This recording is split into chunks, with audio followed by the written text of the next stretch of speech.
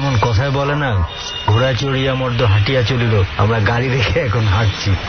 Right, সেটাই। আসলে বুঝলাম না আমরা এই জায়গায় আসলাম বলে মিরপুরের ব্যাড লাকের কপাল খারাপ। মানে এত রাত হয়ে গেছে অথচ এই রাস্তায় এত জ্যাম, আনবিলিভেবল। ভাবলাম আরামসে সাই করে চলে আসবো, কই গাড়ি রেখে হাঁটছি এখন। তাও কিন্তু ভালো লাগতেছে, তাই না? ওই গাড়ির মধ্যে গরমে বসে থাকার চেয়ে। রাইট। তো আমি আর লোবান এখন হাঁটতে হাঁটতে সামনের দিকে যাচ্ছি, আমাদের গন্তব্যের দিকে। গাড়ি এখনো জ্যামে আছে, যদি জ্যাম থেকে ছাড়া পায় তো আমাদেরকে যদি নিয়ে আরো সামনে যাবে, ছাড়া না পেলে অগত্যই নিয়ে যাবো। তুমি আমারে হাঁটতে হাঁটতেই যেতে হবে, কিচ্ছু করার নেই। ভালোই বলছো। যাই হোক, সামনে কিন্তু আলামিন ভাই অপেক্ষা করছে আমাদের জন্য। আজকে যিনি আমাদেরকে সন্ধান দিয়েছে মিরপুরের একটি ফ্ল্যাটের, যেখানে আজকে ডর ধারণ করা হবে, তো উনি অপেক্ষা করছে। আমরা যাচ্ছি তার। আলামিনের সাথে কি কথাটা তো বললে না? আমার এরই মাঝে একবার কথা হয়ে গেছে, তো আমি লোকেশনও বুঝে গেছি, জাস্ট আমাদের যেতে যতক্ষণ সময় লাগে। প্রায় 1.25 ঘন্টার জার্নির পর আমরা পৌঁছাই মিরপুরের সেই কাঙ্ক্ষিত গন্তব্যে। সুমন, বিল্ডিং কি এটাই? তো এটাই বিল্ডিংটা লোবান, কিন্তু ঠিক ডান পাশে যে বিল্ডিংটা আছে এই বিল্ডিংটার কথাই বলছি। বেটারে আমরা ডাক দিই, ওকে ফোন করে ডাক দিই। অফকোর্স, এখনই একটা ফোন দিচ্ছে এবং সে নিচে আসবে এবং আমাদেরকে নিয়ে উপরে উঠে যাবে।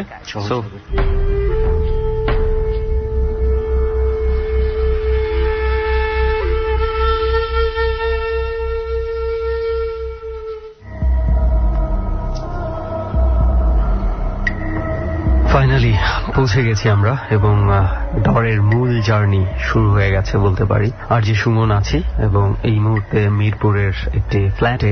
এরই মধ্যে সবাই জেনে গেছেন যে এখানে আলামিন ভাই আমাদেরকে এই ফ্ল্যাটের মধ্যে নিয়ে এসছে। আমাদেরকে ইনভাইট করে এই ফ্ল্যাটে নিয়ে আসার পেছনে ওনার যথেষ্ট কারণ রয়েছে। সেই কারণটা ডর টিম জেনেই তারপর এসেছে। এখন জানার পালা হচ্ছে পুরো লিসনারদের যে এই ফ্ল্যাটে আসলে কি ঘটেছিল। মিরপুরের একটি ফ্ল্যাট 1 বছর ধরে পরিত্যক্ত অবস্থায় আছে। যাই হোক, আমরা আর কথা বাড়াতে চাই না, আমরা এবার সরাসরি আলামিন ভাইয়ের কাছে চলে যাব। তবে তার আগে আমি একটু বলে দিতে চাই, যদি ডরে আপনি এই ধরনের জার্নিতে অংশগ্রহণ করতে চান তাহলে প্লিজ আমাদেরকে ফোন করতে পারেন। তাছাড়া আপনি আমার ফেসবুক ফ্যান পেজ www.facebook.com/rjsuman.dor সেখানে গিয়ে আপনি আমাকে পাবেন, অথবা এবিসি রেডিওর যে পেজ রয়েছে সেখানেও আমার পেজের লিঙ্কটি রয়েছে, সেখানে গিয়ে আপনি আমার সাথে যোগাযোগ করতে পারেন। কারণ আমি দেখছি যে অনেকে আমার সাথে যোগাযোগ করছে ফেসবুকে, এবং তার মধ্যে থেকে অনেকে কিন্তু বিভিন্ন জার্নিতে জয়েনও করছে। সো যাই হোক, আর কথা না বাড়াই, তো নামটা যদিও আমি বলে দিয়েছি, আমি একটু প্রথমে আপনার মুখ থেকেই শুনতে চাই। আপনার নাম কি? আমার নাম আলামিন। আলামিন ভাই, প্রথমে তো আপনাকে আমি অনেক ধন্যবাদ জানাই যে আমাদেরকে এরকম একটা বাসার সন্ধান দিয়েছেন এবং সেই সাথে আমাদেরকে এই বাসায় ডর ধারণ করার সুযোগ করে দিয়েছেন, সেজন্য। আলামিন ভাই, কি করেন আপনি? রঙের কাজ করি। আচ্ছা, পেইন্টার আপনি। ওকে। সো আলামিন ভাই, আমরা ডর টিমের কাছে এই ফ্ল্যাটটা নিয়ে কিছু ঘটনা আমরা শুনেছি, যেটা আপনি আমাদেরকে বলবেন। আপনার লাইফে আর কোন ধরনের কোন ঘটনা কি আছে? হ্যাঁ আছে, সেটা হচ্ছে বনানীতে ঘটেছিল আমার সাথে। ওকে, তাহলে আমরা বনানীর ঘটনাটা একটু শুনে নিই যে বনানীতে কি ঘটেছিল, তারপরে আমরা এই ফ্ল্যাটের ঘটনায় আসি। আচ্ছা ঠিক আছে, তাহলে আমি বনানীর ঘটনাটাই বলছি আপনাদের। গত বছরের ঘটনা আর কি, রমজানের আগে আমার বনানীতে একটা কাজ হয়, 11 তলা বিল্ডিং এ বাইট সাইডের কন্ট্রাক্টে আমরা পেইন্টের কাজ করি। আমার সাথে যে আরেকটা মিস্ত্রি ছিল, ওর নাম হলো শাহজাহান, সে সেদিন আসতে পারে নাই। সকালবেলা আমাদের জানাই যে আমি আসতে পারবো না। তখন আমি বলি, তুই যদি না আসোস তাহলে তো কাজ বন্ধ থাকবে। তারপর আমি কন্ট্রাক্টরকে ফোন করলাম, ভাই ওই মিস্ত্রি তো আসবে না, কি করবো এখন? তো উনি বলতেছে যে তাহলে কাজ বন্ধ রাখ। তখন আমি ওনার কাছে বললাম, না ভাই আমার কাজ করতে হবে, আজকে আমার টাকার প্রয়োজন। উনি বললো ঠিক আছে, তুমি যদি করতে পারো তো করো। তখন আমি আমার হেল্পারে বলি যে তুই আমার ঠিকঠাক মতো জিনিসপত্র দিতে পারবি? ফোন করে, ভাই সমস্যা নেই, আপনি নামেন আল্লাহ ভরসা, আমি পারবো। তখন আমি জোলটা সরে নামে গেলাম। সারাদিন ভালোই কাজ করলাম। নেমে গেলেন বলতে, দেখি যে বড় বড় হাই রাইজ বিল্ডিং এ যখন আপনারা রঙের কাজ করেন, দেয়ালের বাইরে দিয়ে রশি ঝুলিয়ে তারপরে বাঁশ বেঁধে নিচে নেমে তারপর হ্যাঁ ওই অবস্থাতে আমি নেমে গেলাম ওইভাবেই। সারাদিন কাজ করলাম, কোনো সমস্যা হলো না। যে লাস্ট কাজটা সে বিকেল বেলা ফালাইলাম, যে ওটা 5টার দিকে ফালাইছি আর কি। এটা করে নেমে যাবো আর কি, শেষ কাজ। 11 তলা থেকে আমি 7 তলা, সঠিক মনে নেই, তবে 7 তলায় হবে আর কি, বা 9 তলা হবে। মানে আপনি 7 তলাতে ঝুলছি? হ্যাঁ, কথা বাইরের সাইডে ঝুলছি। করতেছি। এমন সময় যে রশি দিয়ে আমার হেল্পার আমার মানে রং টং নামাইয়া দেয়, ওই রশি সে মানে নামাই দিয়ে আমার শরীরে বাঁধায় মানে লাগাইতেছে বারবার। তখন আমি ওর দিকে তাকালাম, কি হয়েছে, কি সমস্যা। এখন ও আমার কথা বলে শুনবো না, আমি ইশারাতে বুঝাইলো যে ভাই নিচে তাকান। তখন আমি নিচে তাকায় দেখলাম যে 3 তলা যে বাসগুলো ঝুলছে আমাদের, ওইখানে একটা মেয়ে বসা, মেয়েটার বয়স 7 কি 8 বছর হবে। মেয়েটা মাথা নিচের দিকে তাকায় রয়েছে।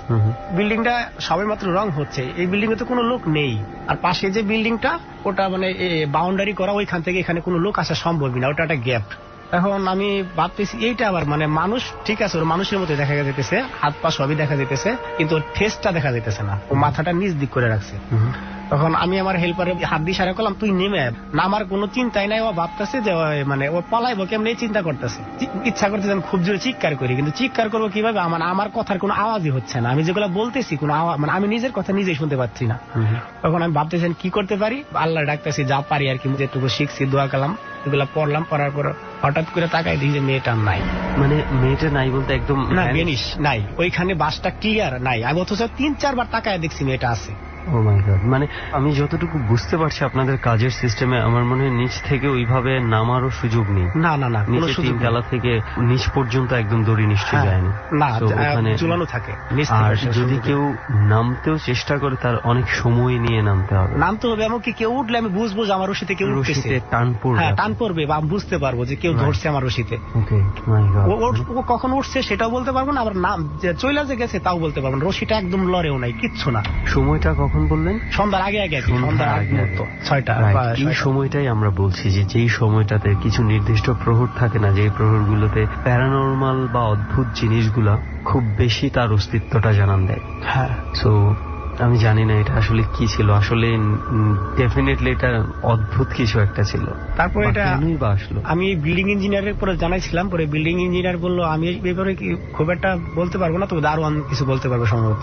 উনি আবার বললো যে পাশের ওই পরের বিল্ডিংটায় একটা মেয়ে নাম ছিল নুসরাত, উনি ল্যাপটপ কেনার লেগে নাকি বাবার সাথে রাগারাগি করে সুইসাইড করছিল। বলতেছে যে মেয়েটা এরকম এরকম। আমি বললাম ফেসটা দেখি নাই, মেয়ে পরনে সাদা জামা ছিল, চুলগুলো একটু লম্বা লম্বা। উনি আবার এরকম একটা মেয়ের কথা বললো, হয়তো পারে ওরই কোনো প্রেতাত্মা এরকম।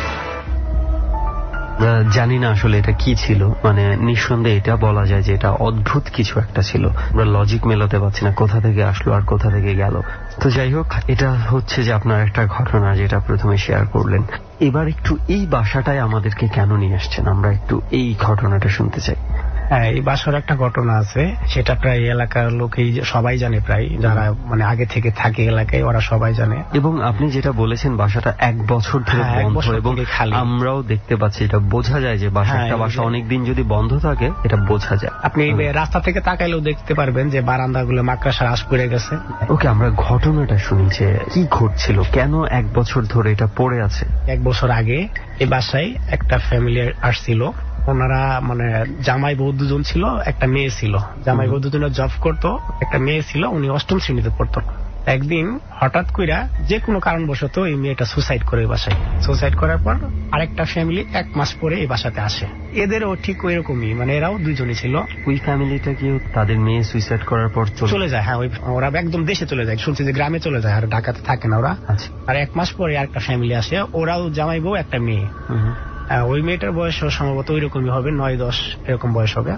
একদিন মেয়েটা বাবা অফিসে যাওয়ার পরে ওই কোচিং এ গেছিল, সম্ভবত কোচিং থেকে আসতে দোতলার যে সিঁড়ি রুমটা, মানে ওদের যে দরজাটা, ওই দরজার সামনে কোন একটা মেয়ে দাঁড়ায় রয়েছে, রুমের দিক তাকায় রয়েছে। তখন ও পিছন থেকে মানে জিজ্ঞেস করতেছে আপনি কে, বারবার ওনারে বলতেছে। তো মেয়েটা কোনো কথাও বলে না, এদিক ঘুরে তাকাও না। ও যখন 4-5 বার মানে জিজ্ঞেস করার পরে না তাকাইছে, তখন সে দিনের বেলা খুব একটা ভয় করে নাই, তো কাছে গিয়ে টাচ করছে। টাচ করার লগে লগে মেয়েটা ভ্যানিশ হয়ে গেছে। ও টাচ করার সময় দেখে যে মেয়েটা নাই। ওই তখন লগে লগে চিৎকার করে যে পাশে যে ফ্ল্যাটের লোক থাকে ওরা বেরিয়ে আসে, কি হয়েছে, মেয়েটা সেন্সলেস হয়ে গেছে। ওনারা পানি টাইলে সুস্থ করার পরে ওই বলতেছে এই ঘটনা। তো এটা কেউ বিশ্বাস করলো না। এই ঘটনার 1 সপ্তাহ পর এই ফ্ল্যাটেই ওই যে মেয়েটা বললাম যে চিৎকার করলো, ওই মেয়েটা আরেকদিন রাতের বেলা ঘুমে শুয়ে রয়েছে, পাশের রুমে ঘুমায় আর কি, আলাদা বেডে ঘুমায়। রাত 2টা কি 2:30টার দিকে ওই মেয়েটা আবার চিৎকার করতেছে। পরে বাপ মা ওই রুমে গিয়া দেখে যে মেয়েটা বিছনা থেকে নিচে পড়ে রয়েছে, শুয়ে রয়েছে, পাও ধরে, আর পাওটা ভেঙে গেছে। পা ভেঙে গেছে? হ্যাঁ, পা ভেঙে গেছে। বিষাদ চিৎকার করতেছে। তখন ওই মুহূর্তে কিছু মেয়েটা বলতে পারে নাই, তখন ওর মেডিকেলে নেওয়া হইলো, তাহলে ট্রিটমেন্ট করার পর সুস্থ হইলে মেয়েটা বলতেছে যে কেউ একজন ওনারা ডাকছে, ঘুমে স্বপ্নে ডাকছে, বলতেছে তোরা এই বাসা ছেড়ে চলে যাবি, তা নাহলে তোদের খুব সমস্যা হবে। ও সরি, আমি একটা কথা ভুলে গেছি, এই কথাটা ওই মেয়েটার আগেও বলছিল, ওই যে যখন সিঁড়িতে দেখছিল তখনও বলছিল, ওই ব্যানিশ হওয়ার আগে এই কথাটা বলছিল, যে প্রশ্ন করছিল বারবার আপনি কে, ওই মেয়েটা উত্তর বলছিল যে আমি এত কথা বুঝি না, তোরা এই বাসাটা ছেড়ে চলে যাবি। আচ্ছা, সেই জন্য সেদিন রাতে ওই মেয়েটার যখন মানে ঘুমের অ্যাক্সিডেন্টের কথা, ওই মেয়েটার বলে বিছনা থেকে মানে উঠাইনি একটা আছাড় দিছিল, আর আছাড় দেওয়ার কারণে ওর পাওয়াটা করে পাওয়াটা ভেঙে যায়। ঠিক এখন ওই পাওয়াটা ভাঙায় আছে ওনার, কিন্তু ওরে কে ধরছিল কিভাবে মারছিল সে নিজেও বলতে পারে না কি জিনিস ওইটা। তবে এটুকু বলতে পারছে যে ওনার শরীরটা পিছলা টাইপের ছিল, অনুভব করছে যে সাবান যেরকম পিছলা টাইপ এরকম পিছলা টাইপের ছিল ওর শরীরটা, এরকম পিছলা টাইপের কোনো কিছু একটা ধরে আবার আছাড় মেরেছে। আছাড় মারে তো ওনার একটা পাও ভেঙে যায়, যার কারণে এখন বয়স কত এই মেয়েটার? ওই মেয়েটার 9-10 বছর। এবং যেই মেয়েটা সুইসাইড করেছিল তারও প্রায় ওই সেম এইজের ছিল। হ্যাঁ, ওকে। তো এরপরে কি ওরা এই বাড়িতে থাকে? এরপরে থেকে ওনারা আর এই বাসায় থাকে না, এবার রুম ছাইড়া দেয়। ছাইড়া দেওয়ার পর থেকে যেগুলো ফ্যামিলি আসে 15 দিন 1 মাসের ভিতরে চলে যায়, কেউ আর থাকে না। ওদের সাথে বলে বিভিন্ন রকম ঘটনা ঘটে, যেগুলো হয়তো আমরা মানে সবসময় যাই না, শুনি না, তবে এগুলো আর কি সবাই জানে এলাকার এই বিষয়টা। এরপর থেকে ফ্ল্যাটটা খালি, আর কেউ থাকে না। কি বলবো, মানে যে এই বাসাতে আমরা এসে কিন্তু আমরা বুঝতে পারছি যে বাসাটা পরিত্যক্ত আছে, দেখলে আপনি বুঝতে পারবেন। এবং ঢাকা শহরের মতো একটা জায়গায় এরকম একটা পজিশনে এরকম একটা বাসা এমনি এমনি আসলে খালি থাকার কথা না। কোনো কারণ না থাকলে খালি খালি এমনি এমনি ফেলে রাখে না, নিশ্চয়ই কিছু একটা কারণ আছে। ওনার ঘটনা শুনে আমার একটা ঘটনার কথা মনে হচ্ছে যে এই বাসাগুলো হচ্ছে ওইসব মানুষদের জন্য খুব আদর্শ জায়গা যারা এইসব প্যারানরমাল বিষয় নিয়ে ইনভেস্টিগেশন করতে পছন্দ করে। অনেকেই আমার কাছে জানতে চান যে বিভিন্ন হরর মুভি দেখতে চান, মানে কোন মুভি দেখতে পারেন সাজেস্ট করার জন্য বলে। আমি বলবো যে যাদের এই ধরনের প্যারানরমাল বিষয় নিয়ে ইনভেস্টিগেশন করার চিন্তা ভাবনা মনের মধ্যে এবং খুব বেশি শখ, একটা মুভি দেখতে পারেন, death of A ghost Hunter. খুবই দুর্দান্ত একটা মুভি এবং একটা ট্রু স্টোরির উপর বেস করে এটা বানানো হয়েছে। ঠিক ওখানেও এরকম একটা বাসা, যে বাসাতে অনেকগুলো মৃত্যু ঘটে, প্রায় 3-4 জন ফ্যামিলি মেম্বার অস্বাভাবিকভাবে মারা যায় এই বাসাতে। এর পরবর্তীতে এই বাসারই মালিকের ছেলে একজনকে হায়ার করে, যিনি বাই প্রফেশন হচ্ছে একজন প্যারানরমাল ইনভেস্টিগেশন অফিসার, এবং একজন রিপোর্টার থাকে, একজন ভিডিওগ্রাফার থাকে, আরো একজন নান থাকে তাদের সাথে। এরা সবাই মিলে এই বাসাটাতে রাত কাটায় এবং এখানের যে ঘটনাগুলো ধাপে ধাপে ধাপে ধাপে ঘটে, যারা এই ধরনের ইনভেস্টিগেশন পছন্দ করেন তারা দেখতে পারেন death of A ghost Hunter. আমি এই বাড়িটার কথা শুনে আমার ওই বাড়িটার কথা মাথায় আসলো, যে যদি আপনারা চান ইনভেস্টিগেশন করতে, এই ধরনের বাড়ির সন্ধান পেলে থাকুন, আপনারা থেকে ইনভেস্টিগেশন করুন। তবে হ্যাঁ, একটা কথা কিন্তু আমরা অবশ্যই বলি যে রিস্কটা কিন্তু আপনাকে নিজেকেই নিতে হবে। যাই হোক আলামিন ভাই, আমরা তো মোটামুটি এই ফ্ল্যাটের ঘটনাটা জেনে ফেললাম, যে এই ফ্ল্যাট কেন আজকে এতদিন ধরে বন্ধ রয়েছে, এবং ধরতে পারা যায় যে ঢাকার মিরপুরে it's one of the haunted place. তো যাই হোক, আপনার আর কোনো এক্সপিরিয়েন্স আছে কি যেটা আপনি শেয়ার করতে চান আমাদের সাথে? হ্যাঁ আছে, এটা হলো আমার গ্রামের, আমার বাড়ি হলো শেরপুরে, ওইখানে একটা ঘটনা আছে, আমরা শুনি ঘটনাটা। ঘটনাটা হচ্ছে আপনার 2002 সালে একদিন আমার নানুর বাড়িতে যাই, বিকেল টাইমে যাই, তারপরে রাত্রে যে কোনো একটা কারণবশত মামুর সাথে কথা কাটাকাটি হয়, রাত্র 10টার দিকে আমি বাসা থেকে বেরিয়ে পড়ি আমার বাড়িতে আইসা পড়বো। সেই জন্য ওনারা আমার আটকানোর চেষ্টা করে, পারে না, আমি চলে আসি। তো ওই সময়টা ছিল বন্যার সময় আর কি, রাস্তাঘাটে মানে কাদা, বৃষ্টি, এরকম একটা অবস্থা। যে রাস্তায় আসতে হয় সেই রাস্তায় বাসের সাউকো দুটা পড়ে, একটা অনেক বড় আর একটা নর্মাল ছোট। বড় সাউকোটার কাছে যখন আমি আসি, আসার পরে কেন জানি আমার একটু ভয় ভয় লাগতেছিল, মানে রাত্রে 11টা বাজে, এত রাতে কোনো সময় আমি এই রাস্তায় হাঁটি নেই, আর ওইখানে বিভিন্ন সময় বিভিন্ন লোকে ভয়ও পাইছে শুনছি। আর ওই জায়গাটা আসা মুহূর্তে আমার সেই ঘটনাগুলো মনে হয়ে গেছে, যে কারা কিভাবে ভয় পাইছিল। যাই হোক, তারপর সাহস করে আল্লাহর নাম নিয়ে আমি ওই বাসের সাউকোতে উঠি। ওঠার পর সাউকোটার মাঝখানে আসার পরেই এমন জোরে কেউ যেন সাঁকুটা লড়াচ্ছে, মানে আমি পড়ে যাওয়ার অবস্থা। পড়ি নাই, কারণ হচ্ছে আমি ছোট থেকে সাঁকুতে আসা যাওয়া করি, অভ্যেস আছে। নতুন কোন লোক এসে পড়ে যেত, আস্তে আস্তে পার হওয়ার চেষ্টা করতেছি, কিন্তু কে নাড়াচ্ছে দেখতে পাচ্ছি না, কে লড়াচ্ছে কিছু দেখা যাচ্ছে না। তো সাঁকুটা অনেক বড়। আমি যখন বেশির অর্ধেকটা আসা পড়ছি, ভয় পাইতে পাইতে বেশির অর্ধেক আসার পর আমার থেকে 7-8 হাত দূরে একজন লোক চাদর গায়ে ওই বাঁশ ধরে যে লড়াচ্ছে এটা বোঝা যাইতেছে। আচ্ছা, মানে ওরা ফেস বোঝা যাইতেছে না, তবে একটা মানুষের আকৃতি বোঝা গেছে। তখন আমার খুব একটা রাগ হইলো, মানে আমি খুব জেদ করলাম যে ওনার গিয়ে মার দিব। এই কথা ভাবতে ভাবতে কাছে আসলাম, আসে জিজ্ঞাসা আপনি কে, বারবার জিজ্ঞাসা করলাম, মানে 7-8 বার নক করার পরে উনি কি করলো, বাসটা ছেড়ে দিয়ে একদম পানির উপর দিয়ে হাঁটা দিল। এটা মনে হয় 15-20 হাত ওনার চাই চাই দেখলাম, আর পরে ব্যানিশ। তখন ওনার সাথে কথা বলে দূরের কথা, আমি কোনো সাউন্ডই করতে পারতেছি না, চুপচাপ হয়ে দাঁড়ায় রয়েছি, নির্বাক হয়ে চাই চাই দেখতেছি। আর এই পুরা শরীরটাই গামে পানি পড়ছে। চাইছি যে আমি চিল্লাই এখানে, তো আমি জানি যে এটা বনের মতো একটা জায়গা, চিল্লালে কেউ আসবে, কেউ আশেপাশে শুনবেও না। আমি তখন মানে ভয় সেন্সলেস হয়নি, খুব একটা মানে এমন অবস্থায় ছিল যেটা বলার মতো না। তারপর আমি আইসা বললাম, আসার পর থেকে ওনার আর দেখিনি। আচ্ছা, যখন আপনি বলছিলেন যে আপনি পরবর্তীতে দেখেছেন একজনকে ঝাঁকাতে, এর আগ পর্যন্ত আমার একটা জিনিস মনে হচ্ছিল কি, অনেক সময় এই বাঁশের সাঁকোগুলো এমন হয় যে নদীতে যদি স্রোত অনেক বেশি থাকে সেক্ষেত্রে সাঁকোগুলা যদি একটু হালকা হয় একটু দুলতে থাকে। না না, আপনি যেটা বলতেছেন নদীতে কোনো স্রোত ছিল না ওই নদীতে। ওটা কখনো ওই নদীতে কখনোই স্রোত থাকে না। সবচেয়ে বড় লজিক্যাল বিষয় হচ্ছে আপনি একজনকে নিজের লাড়াতে দেখেছেন। দেখেছি, পরে তো আর কোনো কিছু বলার না না, উনি লাড়াইতেছে, আমি এটা স্পষ্ট দেখছি। ওকে, আমরা জানি না যে কেন আপনার মাঝ পথে বাধা সৃষ্টি করে, এই জিনিসগুলো না আসলে অনেক সময় বোঝা যায় না যে কেনই বা আপনাকে এভাবে মানে ডিস্টার্ব করতে গেছে যদি কোনো ক্ষতি না করে। এনিওয়েজ, সো আচ্ছা শুন ভাই, আরেকটা ঘটনা বলি, এটা বললে হয়তো একটু আমার ঘটনা বলাই দরকার। এটা আমাদের পুরা ফ্যামিলি আর কি। আমি মানে যে জাল চিনে, মাছ ধরার যে জালগুলা চিনেন, ওই যে চাপ দিয়ে যে ওঠাই পানি থেকে, বড় চার কুঞ্চিওয়ালা জালগুলা চিনেন, এই বর্ষার সময় আমাদের নদীতে মানে সবাই আর কি ওই জালগুলো নিয়ে সারা রাত্র মাছ ধরে। সেই দিন আমার মা আমার বললো যে অনেকেই মাছ টাছ মারে, তো তুইও যা আজকে গিয়া মাছ কিছু মাইরে নিয়া। তো মার কথা শুনি আমি যাই, যার পরে জালটা নদীতে ফালাই। আমরা যেখানে বসছি ওইটা মানে চারদিকেই পানি, পানির উপরে মাচা করে বসছি, বাঁশ গেড়ে মাচা করছি, ছাতাও আছে আমাদের সাথে। আমার সাথে আর একটা ছেলে ছিল, ওর নাম হলো গুলু। ও আমার বলতেছে আমি অর্ধেক রাত থাকবো, তুই অর্ধেক রাত মাছ ধরবি, আমি এখন ঘুমাবো, তুই মাছ ধর। তো আমি মাছ ধরা শুরু করলাম রাত 12টার পর। আমাদের থেকে 15-20 হাত দূরে ওইখানেও কিন্তু পানি, অনেক পানি। ওইখানে 3টা লোক দাঁড়ায় রয়েছে, একটা পুরুষ, একটা মহিলা, একটা বাচ্চা। ওরা পানির উপরে দাঁড়ায় রয়েছে। দাঁড়ায় থেকে আমার জিজ্ঞেস করতেছে, ভাই পানি কোন দিক দিয়ে কম হবে? মানে আমার কিন্তু এই সেন্স নাই যে ওরা পানির উপরে। আমি বলতেছি আর আগে আসেন, এদিক দিয়ে কম হবে। আমি আপনি যেখানে মাচা বেঁধেছেন ওটা মনে অনেক গভীর ছিল। হ্যাঁ, ওটাও গভীর। ওরা তো যেখান থেকে বলতেছে আমারে ওটাও গভীর জায়গা। আচ্ছা, বলার পরে আমার মনে হলো কি এবার ওরা কোন জায়গা থেকে আমার জিজ্ঞেস করলো। আমি তাকাই দেখি যে ওরা পানির উপরে 3জন লোক দাঁড়ায় রয়েছে, ক্লিয়ার দেখতেছি আমি। তো আমার লগে যে শুয়ে রয়েছে সে কিন্তু আমার সাথেই। আমি ওর গায়ে হাত রাখলাম, হাত থেকে বললাম, ভাই দেখ না এটা কি, দেখ দেখ। এই কথা কয়ে ও যখন জাগলো, ওর সাথে ও তাকালো, আমি তাকালাম, তাকাই দেখি কিচ্ছু নাই। হয়তো বলতেছে কি কি কি হয়েছে, চিল্লাস কে? আমি বলে দেখলি না, কই সে দেখতে পাইনি কে? ওর কথা তুই আমার ঘুমটাই নষ্ট করলি। আমি আবার মাছ ধরতেছি 2 থেকে 2.5 ঘন্টা পর, মানে আজান দেওয়ার কিছু মুহূর্ত আগে আর কি। আমি আর ঘুমাইতে পারলাম না, আমি মাছ ধরতেছি। আবার মানে চারদিক দিয়ে যেন মাছ যেমন শব্দ করে না, অনেক জোরে জোরে পানির বলকায় দাওয়াজ করে, এরকম মানে কেউ ডিল ছুটতে আছে খুব জোরে জোরে। এই ডিল গুলো ছুটতে আছে, ওই শব্দতে হ্যারো ঘুম ভেঙে গেছে। হ্যাঁ, ঘুমের থেকে উঠছে। ওইটা কি হয়েছে, কেরা ডিল দেয়? ওর দেখ না, আশ্চর্য ভাবে কেরা ডিল দিতেছে। মানে মিনিটে 50-60টা ডিল মারতেছে খুব জোরে জোরে। তখন আমরা আর মানে মাছ টাছ ধরি না, আমাদের কাছে যে বিড়ি সিগারেট ছিল ওইগুলো জ্বালাই জ্বালাই খাইতেছি। এরপর এক পর্যায়ে আজান দিয়ে ফেলাইলো, তখন ওইগুলো বন্ধ হয়ে গেল। বাড়িতে এসে ঘুরে আসার পরে ওই দিনকে রাতে আমাদের বাড়ির সামনে পুকুর আছে, এই পুকুরে রাত 12টার পরে কে জানি গোসল করতেছে, খুব জোরে লাভ জাপ দিয়ে গোসল করতেছে। এখন আমার মা আগে শুনছে বিষয়টা, আগে মানে ফিল করতেছে যে কেউ একজন পুকুরে গোসল করে।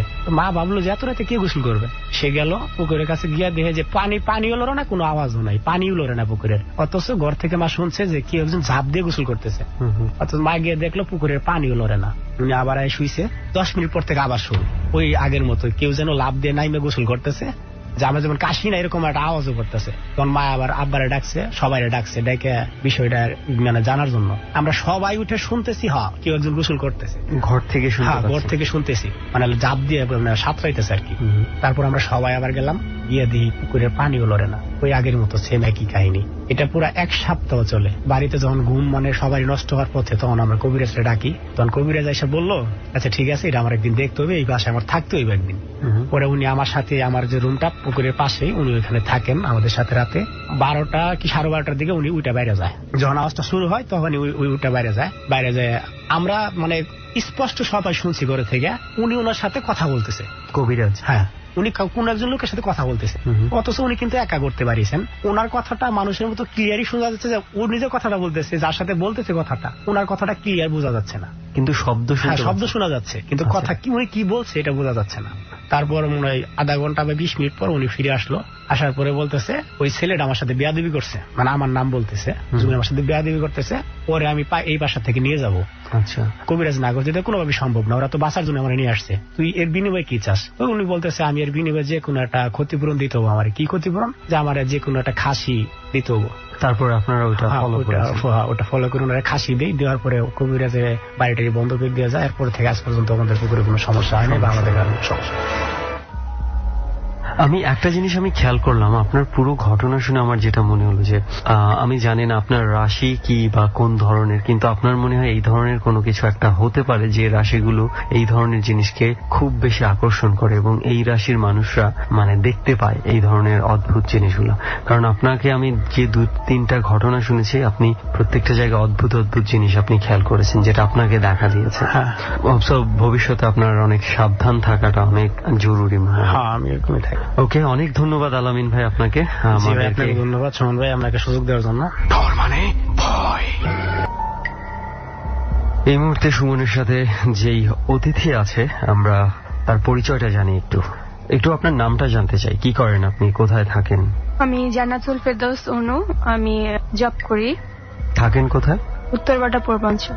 ওকে জান্নাতুল, আমরা যেটা শুনেছি ডটেমের কাছে আপনার বেশ কিছু ঘটনা আছে এবং আপনার খুব সম্ভবত আপনি যেখানে জব করেন সেই জায়গারই কোনো একটা ঘটনা আছে। সো আমরা একটু এই ঘটনাটা দিয়ে কি শুরু করতে পারি? ওকে, তাহলে আমরা আপনার যে অফিসে যে ঘটনা ঘটে গিয়েছে সেটা আমরা একটু শুরু থেকে বিস্তারিত ভাবে শুনি। কি ছিল আসলে ঘটনাটা? আসলে ঘটনাটা বলতে যেটা 2015-তে যে রোজা যায়, রোজার আগের দিন আমরা সবাই তো মানে অনেক খুশি যে রোজা আসছে, রোজা রাখবো, কে কয়টা রোজা রাখবো তা নিয়ে আর কি চিন্তা। ফার্স্ট রোজার দিন আমাদের ইফতারের সময় অফিসের যে মালিক তাদের বাসার মধ্যে ইফতারের জন্য আমাদেরকে রাখা মানে হয়। অফিসটা কি এরকম হচ্ছে নিচতলায় অফিস, উপরতলায় মালিক? উপরতলায় মালিক। কোন জায়গায় অফিসটা ঢাকা শহরের? এটা কি বলা যাবে যদি আমাদের প্রবলেম? বাসার পাশে। আচ্ছা, তার মানে আপনি যে এলাকাতে থাকেন আমাদের যে এলাকা থেকে সেখানে। তো যেটা হয় আমাদের সবাইকে ডাকে উপরে বাসার মধ্যে ইফতার করার জন্য।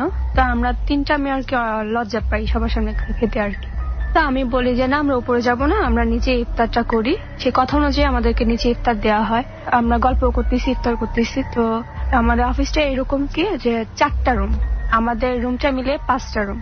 তা আমরা আছি আমাদের মেশিন রুম, আমরা যে মানে অফিসে কাজ করি সেই রুমটাতে। একদম শেষ কর্নারে যে রুমটা গেছে সেখানে হচ্ছে আপনি স্ট্রং বসায় বোরকার মধ্যে। তো সেই রুমের মধ্যে একটা ওয়াশরুম আছে।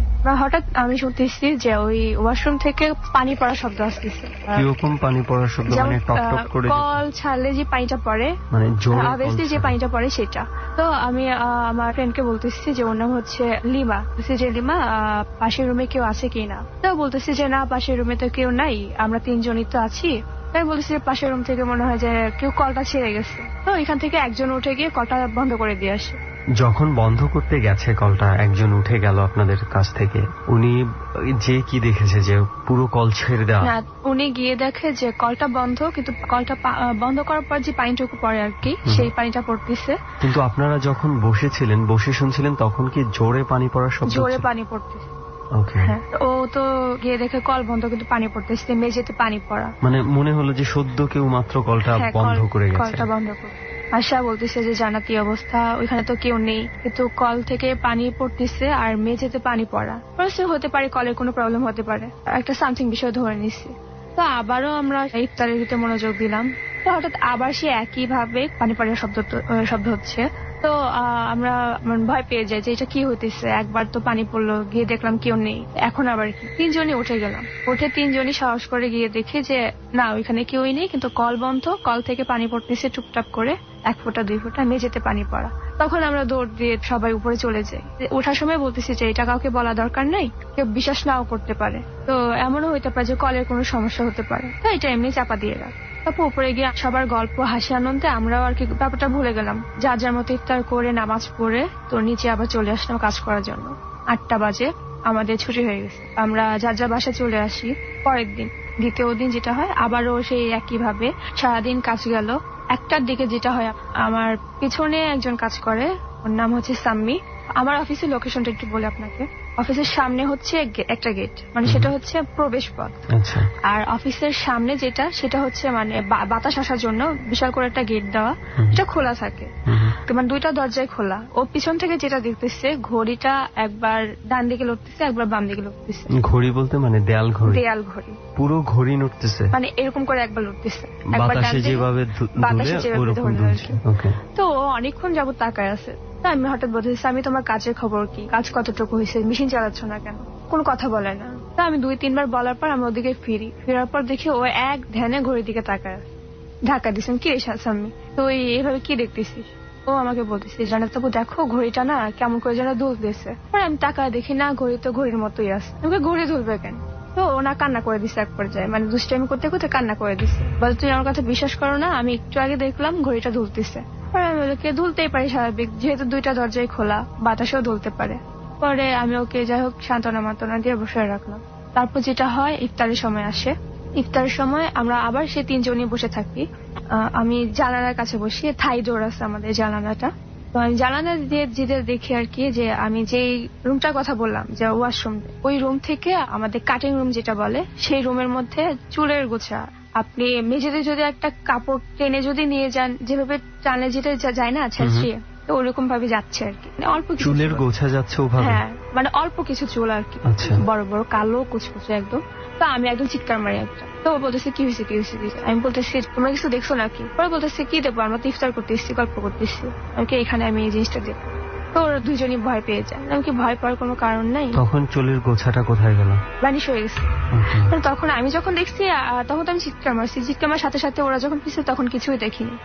পরে আমি বলতেছি দেখো এরকম আমি দেখছি, সত্যি কথা যেটা, আমি চুলের গোছা দেখছি এখানে ছেঁচড়িয়ে যাচ্ছে, কেউ আছে এখানে, হতে পারে কেউ ফাইজলামি করতেছে আমাদেরকে ভয় দেখানোর জন্য। যখন এই ঘটনাগুলো ঘটে তখন তো নিচের ফ্লোরে শুধুমাত্র আপনারা 3 জনই থাকেন, বাকিরা সবাই দোতলায় চলে যায়। হ্যাঁ, পরে ওরা যা দেখেছে না কেউ নেই, তো ওরা ভাবতেছে যে কালকে মেবি আমাদের এই ঘটনাটা ঘটার পর হয়তো পারে আমি কি করছি, ভয় পাচ্ছিলাম আর কি এরকম। পরে ওরা বিশ্বাস করলো না, আমিও ব্যাপারটা নিয়ে বিষয়টা মাথা ঘামাইনি। তারপর আমি বাসা চলে আসি 8টা বাজে, মার কাছে বলি যে মা এরকম এরকম। পরে মা বলতেছে তুমি একটু সাবধানে থাকো। তো যেটা হয় 12টা বাজে, তো আমি আমার মাকে নিয়ে আমার ছোট বোনকে নিয়ে ওয়াশরুমের জন্য যাচ্ছি। তো যেটা দেখি সূর্য যেমন লাল না, এরকম আগুন টাইপের কিছু, মানে আলো টাইপের, এখান থেকে মানে আমাদের ওয়াশরুম থেকে অফিস পর্যন্ত যে ভ্যানিশ নেই। পরে আমি মাকে সাথে সাথে মা দেখো দেখো এখানে কি একটা যাচ্ছে, এটা কিছু না, তুমি ভয় পেও, এটা নিয়ে কোনো আলোচনা করার দরকার নেই অফিসে। পরে যেটা হয় আমি চলে আসি অফিসে কাজ করার পর। একটা আজান দিচ্ছে, আমরা নামাজ পড়ছি, দেখি যে একটা মেয়ে সারা শরীর ভার হয়ে গেছে, মানে কেমন যেন। ও আমাকে বলতেছে জানাত আমার মাথাটা তো ভার হয়ে গেছে, আমি ছুটি নেব। আমি বলছি ছুটি নেওয়া দরকার কি, তুমি রেস্ট নাও। সেদিন 5টা বাজে আমাদের ছুটি হওয়ার কথা ছিল। আজানের নামাজ পড়ার পর ও আসে আমাদের মেশিন রুমে এসে বসে, আমরা সবাই কাজ করতেছি। ও ওয়াশরুমে মুখ ধুতে যায়, আসার পর যেটা ও টুলে বসে, টুলগুলো হচ্ছে এরকম যে RFL যে প্লাস্টিক টুলগুলো আছে না, ওই রকম টাইপের টুল। তো এখানে এসে বসে, বসার পর হঠাৎ দেখি মানে আমার চোখগুলো কেন যেন ওদিকে গেল। হঠাৎ দেখে যে ও আমাদের সামনে যে দরজাটা আছে সেই দরজার দিক দিয়ে ও এক ধ্যানে তাকায় আছে, কিছু একটা শোনার চেষ্টা করতেছে ওইখান দিয়ে। পরে দেখি ওর চোখের পলকও পড়তেছে না, পাতাও নড়তেছে না। পরে আমি ওর কাছে যাই, তারপর যেটা হয় ওর নাম হচ্ছে সাবিনা। সাবিনা তোমার কি হয়েছে, তুমি এরকম করে বাইরে তাকায় আছো কেন, কাজ করবা না? কোনো কথা বলে না। তারপর ওর গায়ে যখন আমি টাচ করি যেটা হয়, ও মাগো করে চিৎকার দিয়ে আমার কোলের মধ্যে পড়ে যায়, সেন্সলেস হয়ে যায়। ওর আকৃতিতে এরকম যে লম্বা চোরা, একদম চিকন, তো একদম আমার কোলের মধ্যে এসে পড়ে যায়। তারপর আমি মাথায় পানি টানি দেই, তারপর উপরে আপুকে রাখি, এই মালিকের বাবা আসে। আসার পর ওনাকে আমি বললাম সবকিছু খুলে, যে এরকম ও এক ধ্যানে তাকায় ছিল, তো আমি ব্যাপারটা বুঝলাম না। পরে উনি সবকিছু সূরা কালাম পড়ে পানি পোড়া দেয়। তারপর গায়ে পানি ছিটানোর পর যেটা হয়, ওর চোখগুলো লাল লাল হয়ে যায়। পরে আমি ওকে বলতেছি যে সাবিনা কি হয়েছে তোমার, কোনো কথা বলে না। পরে বলতেছে আমি সাবিনা না। পরে ওই আঙ্কেল বলতেছে তুমি তো সাবিনাই। পরে বলে না আমি সাবিনা না, আমি জানু। পরে বলতেছে তুমি কোথা থেকে আসছো? আমি এখান থেকে আসছি। ও আমাকে ডাক দিচ্ছে। ওরা 3 জন যখন এখানে ইফতার করতে আসে ওরা প্রচুর হাসে, ওদের হাসিটা আমার এতই ভালো লাগে যে আমি এখানে না আসে পারি না। ওদের হাসি আমাকে ডেকে নিয়ে আসে, ওদের চুল ছাড়াগুলো আমার ভালো লাগে, চুলের গন্ধগুলো ভালো লাগে, এরকম বলে। পাশে আবার একজন লিমা নাম, সে লিমা আবার উঠে গেছে, উঠে বলতে চাই তুই কেন বলতেছিস, মানে এরকম অবস্থা হয়েছে যে সাবিনাকেও নিয়ে যাবে এখান থেকে। ও তো রেগে মেগে ফায়ার, 5টা ছেলে ওকে ধরে রাখতে পারতেছে না, এরকম অবস্থা। আমরা তো সবাই আতঙ্কের মধ্যে পড়ে গেছি যে কি হচ্ছে আমাদের সাথে এগুলো। পরে ওকে জিজ্ঞেস করে তোমার কি হয়েছে আবার লিমা, তুমি কেন এমন করতেছো? আমি ওকে বলছি তুই কিচ্ছু বলবি না, আমি আজকে তোকে মেরে ফেলবো, সাবিনাকে বলতেছে লিমা। পরে যাই হোক আবার ওদেরকে পোড়া পানি যখন ওদের গায়ে ছিটা মারে তখন ওরা দুজনই সেন্সলেস হয়ে যায়। তারপর ওদেরকে ধরাধরি করে দোতলায় নিয়ে যাই। নেওয়ার পর যেটা হয়, লিমার মাও ছিল যে উনি কবিরাজ টাইপের, সে আসে সূরা কালাম পড়েও ঠিক করে, ওরা দুজনই ঠিক হয়ে যায়। মোটামুটি মানে তারপর থেকে কি আর কোনো ধরনের ঘটনা ওদের সাথে ঘটেছে ওখানে ওই ফ্লোরে? না, তারপর থেকে ওদের সাথে আর কোনো ঘটনাই ঘটে না, ওরা দুজনেই ঠিক হয়ে যায়। আচ্ছা, এই ফ্লোরে কি আগে পরে কোনো কিছু ঘটনা ঘটেছে আসলে, মানে আর কেউ দেখতে পায় নাই, শুধু আপনারাই দেখতে পেয়েছেন? আর কেউ দেখতে বলতে আমাদের দাদা ছিল একজন কাটিং মাস্টার, তো সে যেটা হয় রাত্রে যখন ঘুমায় খায়, মানে কি উনি অফিসেই ঘুমান? হ্যাঁ, অফিসেই ঘুমান কাটিং রুমে। আচ্ছা, যখন ঘুমায় মেবি 12টার পর কোনো কিছু অনুভূতি দেখতে পায় আর কি। আর রুমের মধ্যে কেউ হাঁটাচলা করতেছে, কেউ একজন হলো পাশে বসে মাথায় হাত দিয়ে দিতেছে। যখন ঘুম ভেঙে যায় তখন ঘুম থেকে ওঠে থেকে কেউ থাকে না, তখন 2-1 দিন ওনার সাথে এরকম চলে। 3 দিনের দিন নাকি উনি দেখে যে ওনার পাশে কেউ একজন বসে চুল করতেছে, নাড়াইতেছে। উনি মনে করছে যে মেবি আমাদের অফিসের কোনো মেয়ে হতে পারে। পরে উনি বললো যে এই তোমরা যে এখানে এরকম করতেছো এটা কিন্তু ঠিক না, যদি কেউ দেখে ফেলে বাই চান্স তাহলে এটা কেমন একটা পর্যায়ে যাবে, একবার ভেবে দেখছো, এখান থেকে চলে যাও। তো যায় না, কোনো কথা বলে না, ওর মতোই ও থাকতেছে। তো বলতেছে যে কি ব্যাপার, তোমাকে কথা বলতেছি তুমি শুনতেছো না, তুমি এখান থেকে উঠো বলতেছি। যখন ওই মেয়েটাকে ধাক্কা মারে তখন সেই মেয়েটা আর কি ওনার দিকে ফিরে যায়, মুভ করে। মুভ করার পর উনি দেখতে পান মানে মেয়েটার চেহারাটা নাকি এরকম মানে বিভৎস টাইপের, মুখের মাংসগুলো হচ্ছে কুচকানো কুচকানো, চোখগুলা ঘোলাটে, মানে উইয়ার্ড কোনো কিছু একটা, যেটা মানুষ না অ্যাটলিস্ট। ওকে, তারপর তিনি তো ভয় পেয়ে দৌড় দেয়, দোতলায় চলে যায়। যে তারপর উনি বলছে যে দেখেন আমার সাথে এরকম আজকে 2-3 দিন যাবত ঘটতেছে, আমার ঘরের মধ্যে কেউ একজন চলাফেরা করে, কেউ একজন আমার মাথায় হাত দিয়ে দেয়, রাতে ঘুমাতে পারি না। তো আজকে আমি সরাসরি জিনিসটা দেখলাম, একটা মেয়ে এরকম চুল আশ্রইতেছে। তো কেউ এটা বেসিক্যালি সত্যি কথা বলে মেনে নেয় না। তো আমাদের এই ঘটনাগুলো দেখার পরেও ওনা টেনশনে পড়ে গেছে। তারপর একজন হুজুর নিয়ে আসে গ্রামের বাড়ি থেকে। প্রথম যে হুজুরটা আসে সে পুরো ফ্লোরটাই দেখলো ভালো করে, দেখার পর উনি সকালে আসছে, লাঞ্চ টাইমে চলে গেছে বাড়িতে, উনি আর কিছু বলেনি। তো উনি নাকি বেসিক্যালি ফোন দিয়ে বলছে যে আমার পক্ষে এই ফ্লোরটাকে বন্ধ করা সম্ভব না, তবে আমার পরিবর্তে আমার বড় হুজুর যে সে পারবে। তাকে নিয়ে আসে, আনার পর যেটা হয় সে আর কি পোলের প্রত্যেকটা রুমের 4টা কোনায় বোতলের মধ্যে 4টা করে তাবিজ দিয়ে দেয়, পুরা ফ্লোর বন্ধ করে, বালি টালি ছিটিয়ে টিটিয়ে আর কি পুরো ফ্লোরটাই করে। তো ফুলের মধ্যে যেটা ছিল যে 1 সপ্তাহ কোনো ঝাড়ু লাগানো যাবে না, ঝাড়ু বা চামড়া স্যান্ডেল যেটা বলে ওইগুলা রাখা যাবে না। তো আমি যেটা বললাম যে লিমা যে মেয়েটা, মেবি ও সেদিন ভুলে এই ফ্লোরটাকে ঝাড়ু দিছিল, মানে ও ভাবছে যে বালি টালি ভুলে গেছিল হয়তো। ঝাড়ু দেওয়ার পর যেটা হয় পুরো ফ্লোরের লাইট অফ হয়ে যায় 3টার দিকে দুপুর। তো সেদিন পুরো দিনই কারেন্ট ছিল না। তারপর ওই দিনও আমরা অফিসে যাই, যে অজিতদা বললাম সে শুয়ে আছে, দুপুর দিকে শুয়ে আছে। আসার পর আমাদের তো অফিসে কারেন্ট নেই। তো যেটা হয় উনি ঘুম থেকে হঠাৎ জেগে যায়, জেগে মানে কেমন যেন একটা করতে থাকে, মাথায় হাত দেয়, কেমন মানে কাপড় টাপড় রাখতেই চায় না গায়ে। তো আমরা সবাই মানে হাসতে থাকি যে উনি কি পাগল হয়ে গেছে নাকি। তো যেটা হয় উনি এক পর্যায়ে কাপড় টাপড় খুলেই ফেলছে, আমরা তো সবাই মানে লজ্জায় অন্য রুমে চলে গেছি। তো যেটা হয় উনি মাথায় হাত দিয়ে একবার দেয়ালের সাথে বাড়ি খায়, মাথার মধ্যে বোতল দিয়ে বাড়ি মারে, পুরো অ্যাবনর্মাল পাগল হয়ে গেছে। হ্যাঁ, আমরা এক পর্যায়ে দোতলায় আপুদের কাছে গিয়ে বলি যে আপু এরকম অজিতদা তো এরকম করতেছে। তো নিচে আসে, আসার পর দেখে অজিতদা রুমে এনে বের হয়ে গেছে। ছেলের যারা ছিল তাদেরকে ফোন টোন দিয়ে এনে তারপর ওনাকে নিয়ে আসে। সামনে আর কি একটা ভাইয়া ছিল আমাদের অফিসে, মানে সে দেখে ফেলছে তাকে। পরবর্তীতে ফাইনালি কি হয়, মানে উনি কি পাগল হয়ে চলে যায় এখান থেকে? পাগল হয়ে বলতে ওনাকে গ্রামে পাঠিয়ে দেয়। তারপর যেটা ফোন দিয়ে জানা গেছে যে সে নাকি মানে মাথায় পানি উঠে গেছে, আর বাড়িতে যে ওনাকে চিনতে পারে না, পাগল টাইপের এরকম হয়ে গেছে। মানে এখানের এই সমস্যাগুলো থেকে আস্তে আস্তে মানে উনি একদম পাগলের মতোই হয়ে যায়। হ্যাঁ, পাগলের মতো। বর্তমানে কি অবস্থা আপনাদের অফিসে, কোনো ঝামেলা আছে এখনো? বর্তমানে আমি সেখান থেকে চাকরি ছেড়ে দিচ্ছি, ওনারাও এই প্রবলেমটার পর ওইখান থেকে অফিস চেঞ্জ করছে। হ্যাঁ, চেঞ্জ করছে। আসলে আমি জানি না কার কাছে কি ধরনের মনে হয়েছে এবং কারো কাছে কোনো লজিক আছে কিনা। একটা মানুষ এখানে থাকে এবং রাতের বেলা সে বিভিন্ন জিনিসের অস্তিত্ব টের পায় এবং এরকম পর্যায়ে যায় মানুষটা পাগল হয়ে যায়। জান্নাতুলরা তো অনেক এক্সপেরিয়েন্স পেয়েছে ওই ফ্লোরের মধ্যে। মাঝে মাঝে না মনে হয় যে ঢাকা শহরের এত যান্ত্রিকতার মাঝেও এই ধরনের ঘটনা, তাও আবার এরকম প্লেসে, কিভাবে সম্ভব? অদ্ভুত লাগে, কিন্তু আসলেই এক্সিস্ট করে এগুলো, বিশ্বাস করুন আর নাই করুন। তো যাই হোক জান্নাতুল, আমরা মনে হয় আরেকটা আপনার ঘটনা আছে, আপনার বাসায় ঘটেছিল। আমরা ছোট্ট করে কি একটু এই ঘটনাটা শুনতে পারি? যেটা হয় আর কি, আমার বোন প্রেগনেন্ট ছিল। আমার আপু শ্বশুর বাড়ি থেকে আমার আপুকে নিয়ে আসা হয় আমাদের বাসায়। আমার আপুর বাবুটা হয় খুব ভালোভাবেই হয়, আমরা অনেক হাসি খুশি।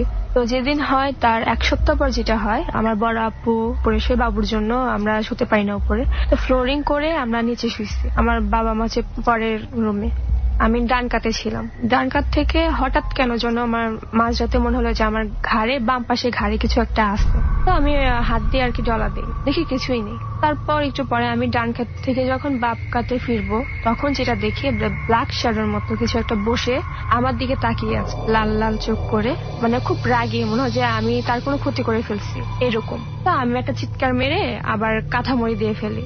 দিয়ে তার একটু পরে আবার আমি দেখি যে না, আমি কি চোখের ভুল দেখলাম নাকি, হতে পারে আমার ভয়ের কারণে এটা হতে পারে। তো আমি যখন আবার ফিরি, দেখি নিচে কোনো কিছু নেই, কিন্তু উপরে দাঁড়িয়ে আছে জিনিসটা। তো ওইটা দেখার পর আমি আবারও চিৎকার মেরে সাথে সাথে আর কি হয়ে যায়। তো আমার চিৎকার শুনে মা, বোন সবাই বলে যে কি হয়েছে কি হয়েছে। তা আমি বলি যে না কিছু না, যেহেতু ঘরে আমাদের একটা বাবু আছে, আমার বড় আপু ভয়ও পেতে পারে, তার জন্য আমি জিনিসটা বলিনি। তো আমি সকালবেলা উঠে আমার আব্বু আম্মুকে, মানুষ আকৃতির ছিল, মানুষ বলতে যখন বসেছিল তখন মানে 7 বছরের বাচ্চা বসলে যেমন হয় আর কি, ওইরকম ভাবে। আর যখন দাঁড়িয়েছিল তখন মনে হচ্ছে যে আমার চেয়ে বড়, কত 5-6 ফুট হবে এরকম লম্বা। তো আমি সকালবেলা উঠে আমি আমার মাকে বলি জিনিসটা, সবার সাথে শেয়ার করি। করার পর আমার মা আমাকে যেটা বলে, তো ওই জিনিসটা নাকি আমাকে, মানে আমাদের অফিস থেকে আসছিল আমাকে আটক করার জন্য, আমাকে মারার জন্য। তো মারতে পারেনি, আমার মার জন্য। আমার মা, যেহেতু আমাদের ঘরটা বন্ধ করা ছিল, আমাদের বাবু হয়েছে, তার জন্য আমার ওদিন কোনো ক্ষতি করতে পারেনি। সো এরপরে তো আর বাসায় কিছু দেখেননি আপনি? না, এরপরে বাসায় আর কোনো কিছু দেখিনি। ওকে, সো এই ছিল আপনার ঘটনা জান্নাতুল। জি, অনেক অনেক ধন্যবাদ জান্নাতুল আপনাকে, আমাদের এই জার্নিতে এসে আপনার ঘটনাগুলো শেয়ার করেছেন। তাই সো আমি আর মানে বিস্তারিত ভাবে কোনো কিছু ব্যাখ্যাতে যেতে চাই না, যেহেতু হাতে সময়ও আমাদের খুব বেশি একটা নেই। সো এতটুকু বলতে চাই যে বিচার বিশ্লেষণ কি, কোন ঘটনাকে কিভাবে নেবেন সম্পূর্ণই আপনাদের ব্যাপার। আপনারা এটা বিশ্বাস করবেন কি করবেন না, আমরা শুধু প্রত্যেকের এক্সপেরিয়েন্স গুলোকে আপনাদের সামনে তুলে ধরছি মাত্র। তো যাই হোক জান্নাতুল, আরো একবার অনেক অনেক ধন্যবাদ আপনাকে। জি, আপনাদেরকেও ধন্যবাদ। যাক, সবার ঘটনাই শোনা হয়ে গেল, অর্থাৎ আজকে যে 2জন অতিথি আছে প্রত্যেকের ঘটনাই শোনা হয়ে গেছে এবং বিভিন্ন ধরনের পয়েন্ট অফ ভিউ বিভিন্ন মানুষের হবে আমি জানি এই ঘটনাগুলো শোনার পর থেকে। তবে আমরা শুধু এতটুকুই বলতে পারি যে আমাদের সামনে যে ঘটনাগুলো যারা বলেছে তাদের তখনকার এক্সপ্রেশন, তাদের যে ভয়ের অনুভূতি, কিছু অনুভূতি আছে মানুষ না দেখলে বিশ্বাস করতে পারবেন না। আমি জানি অনেকে আমার সঙ্গে যখন তাদের ঘটনাগুলো শেয়ার করে, তারা মানে তাদের গায়ের পশম দাঁড়িয়ে যায়, সেটা পর্যন্ত মানে এমন ভাবে ফিল করে আপনি চোখ মুখ দেখলে বুঝতে পারবেন না, যেটা হয়তো আপনি রেডিওতে শুনে বুঝতে পারবেন না। তবে যাই হোক, বিশ্বাস অবিশ্বাসের ব্যাপারটা তো সম্পূর্ণই আপনাদের উপরে ছেড়ে দিচ্ছি। আমরা শুধু চেষ্টা করছি প্রত্যেকের এক্সপিরিয়েন্স গুলোকে আপনাদের সামনে তুলে ধরার জন্য। আর বরাবর আমি যেটা করে থাকি যে প্রত্যেক হন্টেড প্লেসে গেলে কেন সেই হন্টেড প্লেসে আপনাদেরকে নিয়ে গেলাম এবং ডর টিম কেন সেই হন্টেড প্লেসগুলোতে যায়, এর পেছনের কি কারণগুলো থাকে, সেই কারণগুলো কিন্তু আমরা সবসময় আপনাদের সামনে তুলে ধরি এবং আজকেও কিন্তু তার ব্যতিক্রম হয়নি। কারণ যেই বাসাটাতে আছি সেই বাসাটাতে, অর্থাৎ এই বাসাটাতে কিন্তু আমাদেরকে আলামিন ভাই নিয়ে এসেছে এবং আলামিন ভাইয়ের কাছ থেকেই কিন্তু আমরা এখানকার ঘটনা শুনে নিয়েছি এবং আমরা যারা রুমগুলো দেখেছি আমাদের কাছে সেই স্মৃতিগুলো এখনো হয়তো চোখের মধ্যে আমরা ইমাজিন করতে পারি যে কি ধরনের ঘটনা ঘটে গিয়ে থাকতে পারে, যেটা বাসাটা না দেখলে হয়তো আপনার কাছে পুরোপুরি সেই ঘটনাগুলো ইমাজিন করা একটু দুষ্কর হয়ে যাবে। তো যাই হোক, সেই জন্য আজকে আমি আর এই বাসাটার কোনো বর্ণনাতে গেলাম না, কারণ এটা অলরেডি আলামিন ভাই সবার সাথে শেয়ার করে নিয়েছে। ডরের জার্নি আজকের মতো শেষ হচ্ছে এখানেই। সামনের বৃহস্পতিবার কোনো একটা হন্টেড প্লেস থেকে আবারও সুমন যোগ দিব। তবে সবাইকে আমন্ত্রণ জানাচ্ছি পরবর্তী সেগমেন্ট, অর্থাৎ ট্যারোট কার্ড নিয়ে যে সেগমেন্ট শুরু হবে সেটা শুনবার জন্য। শ্রোতা, আপনারা শুনছেন ডর এবিসি রেডিও FM 89.2 এ। আমি আরজি কিবরিয়া রয়েছে আপনার সঙ্গে, এবং শুরু থেকে ছিলাম, এখন একটু অন্য ফর্মে। যারা গত পর্ব শুনেছেন তারা নিশ্চয়ই জানেন যে ডরে বেশ কিছু চেঞ্জ এসছে। ট্যারোট কার্ড নামে একটা সেগমেন্ট আমরা চালু করেছি ঠিক রাত 12টায়, এবং যেটার মূল আসলে এখানে রেজা ভাই। তো রেজা ভাইয়ের সঙ্গে আপনাদের পরিচয় গত পর্ব থেকেই হয়েছে। তো রেজা ভাই এবং আমি ট্যারোট কার্ডের যে স্পেশাল এক্সপেরিমেন্ট এবং এটার আসলেও কোনো বাস্তবিক কোনো ব্যাপার স্যাপার আছে কিনা সেটা আমরা আমাদের লিসনারদের সাথে কিছুটা হলেও করতে চাই, যে কারণে এই স্পেশাল সেগমেন্টটি। আমি শুরুতেই একটু হ্যালো বলে নিই আমার সঙ্গে যারা রয়েছেন তাদের সাথে। রেজা ভাই হ্যালো। হ্যালো, আমি রাব্বেজা। আপনার সাথে যারা আমার সাথে কিছু মেহমানরা আসছে যাদের সাথে ট্যারোট কার্ড এক্সপিরিয়েন্স হয়ে গেছে অলরেডি। কিবরিয়া ভাই বলছিলেন যে এই সেগমেন্ট শুরু করার আগে মানে এক্সপিরিয়েন্স শেয়ার করতে, আসলে কি হয় এই কার্ডটা রিড করলে, ওরা ওদের পরিচয় নিজেই দেখ। আপনার ডান পাশ থেকে মুন্না। হ্যাঁ, আমি মুন্না ফ্রম উত্তরা। আমি কম্পিউটার ইঞ্জিনিয়ার আর রাজুর সাথে আছি। কম্পিউটার ইঞ্জিনিয়ার হয়েও আপনার জীবনে এরকম ঘটনা ঘটে গেল? অ্যাকচুয়ালি আমার জীবনে না, আমার এক ফ্রেন্ডেরই আর কি। আমার সাথে ওর অ্যাটাচ পড়ছিল রাজু ভাই। আচ্ছা, তো ওর এক্সপেরিয়েন্সটা আপনি সত্যি দেখেছেন? মানে আপনি কি এটা বিলিভ করেন বা এটা এই বিষয়টাকে যদি নিজের চোখে দেখেছেন, কি মনে হয় কিছু আছে এর মধ্যে? বিলিভ বলতে কি, আমি আসলে বিলিভ করি না। আসলে এটা পড়ার পরে অ্যাক্সিডেন্টটা হয়েছে, আমি জাস্ট ওইটাই শেয়ার করতেছি। ওকে, ফাইন, ঠিক আছে। হ্যাঁ, আপনার পরিচয়টা দেন। আমি রাজ, ধানমন্ডি থেকে আসছি, পড়াশোনা করছি, পাশাপাশি বিজনেস করছি। ওকে, সো আপনি নিজে ভিকটিম? হ্যাঁ, আমি নিজে ভিকটিম। আমার পাশে আর একজন আছে, তুমি তো ইলাব থেকে, আমি তোমার পরিচয় কিছুটা জানি। হ্যালো, আমি ফুয়াদ বিন হক, বেলুর থেকে, আর আমি মিডিয়া স্টাডিজ এন্ড জার্নালিজম পড়ছি ইউলেব থেকে। ওকে, সো রেজা ভাই, যারা গেস্ট তাদের এক্সপিরিয়েন্সের জায়গায় আমরা একটু পরে আসতে চাই। আমাদের এই অনুষ্ঠানে যারা এই মুহূর্তে যোগ দিয়েছে, গত পর্ব শোনেনি, তাদের উদ্দেশ্যে আমরা প্রথমে একটু হিন্টস দিয়ে রাখছি যে আসলে ট্যারোট কার্ড এটি একটি কার্ড এবং বিশেষ ধরনের কার্ড যেটা আসলে আপনার অতীত এবং ভবিষ্যৎ পড়তে পারে। ট্যারোট কার্ডের ল্যাঙ্গুয়েজে বর্তমান বলে কোনো কিছু নেই, যদি আমরা লাস্ট এপিসোডে আমরা রেজা ভাইয়ের কাছ থেকে শুনেছিলাম। এবং আমরা এই সেগমেন্টটা চালু করেছি স্পেশালি যারা তাদের ভবিষ্যৎ কিংবা অতীত জানতে চান, কোনো ক্ষতি না করে, বিশেষ পদ্ধতিতে, অফকোর্স, কারণ লিসনাররা ক্ষতি হলে তো এখানে আসবে না। তো এটা আপনি আসলে কিভাবে মেজর নিতে পারেন? এখন ট্যারোট কার্ডের স্টোরি যেটা, ক্ষতির যে বিষয়টা, সে ক্ষতিটা হয়, ক্ষতিটা হয়ে যায় কোনো না কোনো ভাবে। তো ক্ষতিটা না করার জন্য একটা প্রোটেকশন দেওয়া যায়। আচ্ছা, সেই প্রোটেকশনটা আমি নিয়ে যদি কোনো গেস্ট আমাদের সাথে আসে, এবং বিশেষ করে আমরা তাদেরকে আহ্বান জানাবো, রেজা ভাই যে কথাটা বারবার বলছে সেটা হচ্ছে প্যারানর্মাল অ্যাক্টিভিটিস এর মধ্যে যারা আছেন, যারা বিভিন্ন কিছু ঘটে যাচ্ছে জীবনে কিন্তু তারা এই বিষয়গুলোর কোনো সমাধান পাচ্ছেন না, বিভিন্ন সময় ধর্মীয় যারা বুজুর্গ আছেন তাদের কাছে গিয়েছেন, কিংবা এটার সায়েন্টিফিক কোনো ব্যাখ্যা খুঁজে বের করার চেষ্টা করেছেন, স্বপ্ন দেখে, বিশেষ বিশেষ স্বপ্ন, অধিভৌতিক বিভিন্ন ঘটনার মধ্যে আছেন, তারা যদি এই সব ব্যাপারে রেজা ভাইয়ের কাছ থেকে স্পেশালি কোনো ভবিষ্যৎ নির্দেশিকা চান, তারা আমাদের অনুষ্ঠানে যোগাযোগ করতে পারেন। বাট আমরা অ্যাবসলিউটলি বলছি দিস ইজ নন সায়েন্টিফিক, এবং এটাতে বিলিভ করা না করা একান্তই আপনার ব্যক্তিগত ব্যাপার। আমরা ভয় নিয়ে খেলাধুলা করতে পছন্দ করি, সো এটা থেকে যদি আপনি ভয়ের কিছুটা হলো এসেন্স পান, তাহলে আমরা বলতে পারবো যে সামহাও আমাদের অবজেক্টিভ যেটা ছিল সেটা কিছুটা সাকসেসফুল হয়েছে। তো রেজা ভাই, আমরা আজকে কি শুনবো আপনার কাছ থেকে? আজকে তো আসলে আমি ঘটনা বলতে আসি, আমি নিয়ে আসি আমার এক্সপিরিয়েন্স, ওরা শেয়ার করবে। এমনি কি কোনো কিছু বাকি আছে যে ট্যারোট কার্ড নিয়ে কত ট্যারোট কার্ড? একটাই কথা সবাই মনে রাখেন, ট্যারোট কার্ড একটা অভিশপ্ত কার্ড। এই কার্ড পৃথিবীর এখন ওপেনলি কোথাও বিক্রি হচ্ছে না। আপনার কাছে হয়তো মানে ইনবক্স আসছে, ভাবে আমার কার্ড লাগবে, কিনবো। আমি দেখলাম ফেসবুক পেজে অনেকে চাচ্ছে। তো এগুলা প্র্যাকটিস করাও রিস্ক, একটা আগুন আর এই জিনিস, কার্ড একই জিনিস আমার সাথে। আমি ওনাদের এক্সপিরিয়েন্সে যাওয়ার আগে আপনার নিজের এক্সপিরিয়েন্সে জানতে চাই, আপনি কত বছর ধরে স্টাডির মধ্যে আছেন ট্যারোট কার্ড নিয়ে? আমার স্টাডি অলমোস্ট 16 বছর। 16 বছর ধরে আপনি স্টাডি করছেন। তো সামহাও আপনি তো নিশ্চয়ই গুরুদের কাছে গিয়েছেন যারা আপনাকে শিখিয়েছে। গুরু আসলে গুরু বলতে আসাম রাজ্য, সেখানে থেকে আমার মানে শুরু আর কি ট্যারোট কার্ডের স্টার্ট। আপনি কি ম্যাক্সিমামে নিজে স্টাডি করেছেন না কারো? ম্যাক্সিমামে নিজে স্টাডি করেছেন। ম্যাক্সিমামে নিজে স্টাডি করেছেন। ওকে, বাংলাদেশেও তো এরকম বেশ কিছু ট্যারোট কার্ড রিড করেন, এরকম বেশ কয়েকজন আছে খুব সিনিয়র, আমি যতটুকু জানি কয়েকজন সিনিয়র যারা আছে রিড করেন। তাদের সঙ্গে কি আপনার কখনো যোগাযোগ? তারা কখনো কখনো দেখা করে না, এটা একটা সমস্যা। কিছু পিঠ থাকে, সমস্যা দেখা করে মুরিদ থাকে। তো ট্যারোট কার্ডের ক্ষেত্রে এই জিনিসগুলো হয় না। ট্যারোট কার্ড যারা রিড করে তারা সহজে কার্ড রিড করতে চায় না, কারণ তারাও জানে যে তাদের কার্ড রিড করা হয় তারা খুব বেনিফিটেড হয়ে যায়, খুব বেশি হ্যাপি হয়ে যায়, অথবা ধ্বংসটার দিতে যায় আর কি। মিডিয়াম বলতে কোনো শব্দ ট্যারোট কার্ড। আপনি যে একটা কথা বারবার বলেন যে আমি যার ট্যারোট কার্ড রিড করি বা এই জিনিসগুলো রিড করতে আমার খুব পেইন লাগে, কষ্ট হয়। হ্যাঁ, কেন হয়? মানে কষ্ট হয়, কষ্টটা মানসিক। কারণ ট্যারোট কার্ড রিড করা মানে আমাকে ওই ক্যারেক্টারের মধ্যে ঢুকে যাওয়া, মানে আমাকে যেতে হয় 3000 বছর আগে। যদিও যারা লিসেনারদের কাছে খুবই আশা করে যে কি বলে 3000 বছর আগে যেতে হবে, আমাকে ওই সময়টা চিন্তা করতে হয় নিজের মধ্যে, কারণ একটা এনভায়রনমেন্ট অনেক বড় জিনিস। তো আমাকে চিন্তা করতে আমি 1000 বছর আগে আছি এবং আমি ওই সিচুয়েশন থেকে চিন্তা করে কার্ডটা রিড করি। কার্ড রিড করার সময় আমার কিছু প্রেশার আসে, এটা যারা রিড সরাসরি যারা দেখছে তারাও দেখছে যে আমার চোখ টোক লাল হয়ে যায়, আমার বডি হিট হয়ে যায়, এই কষ্টটা হয়।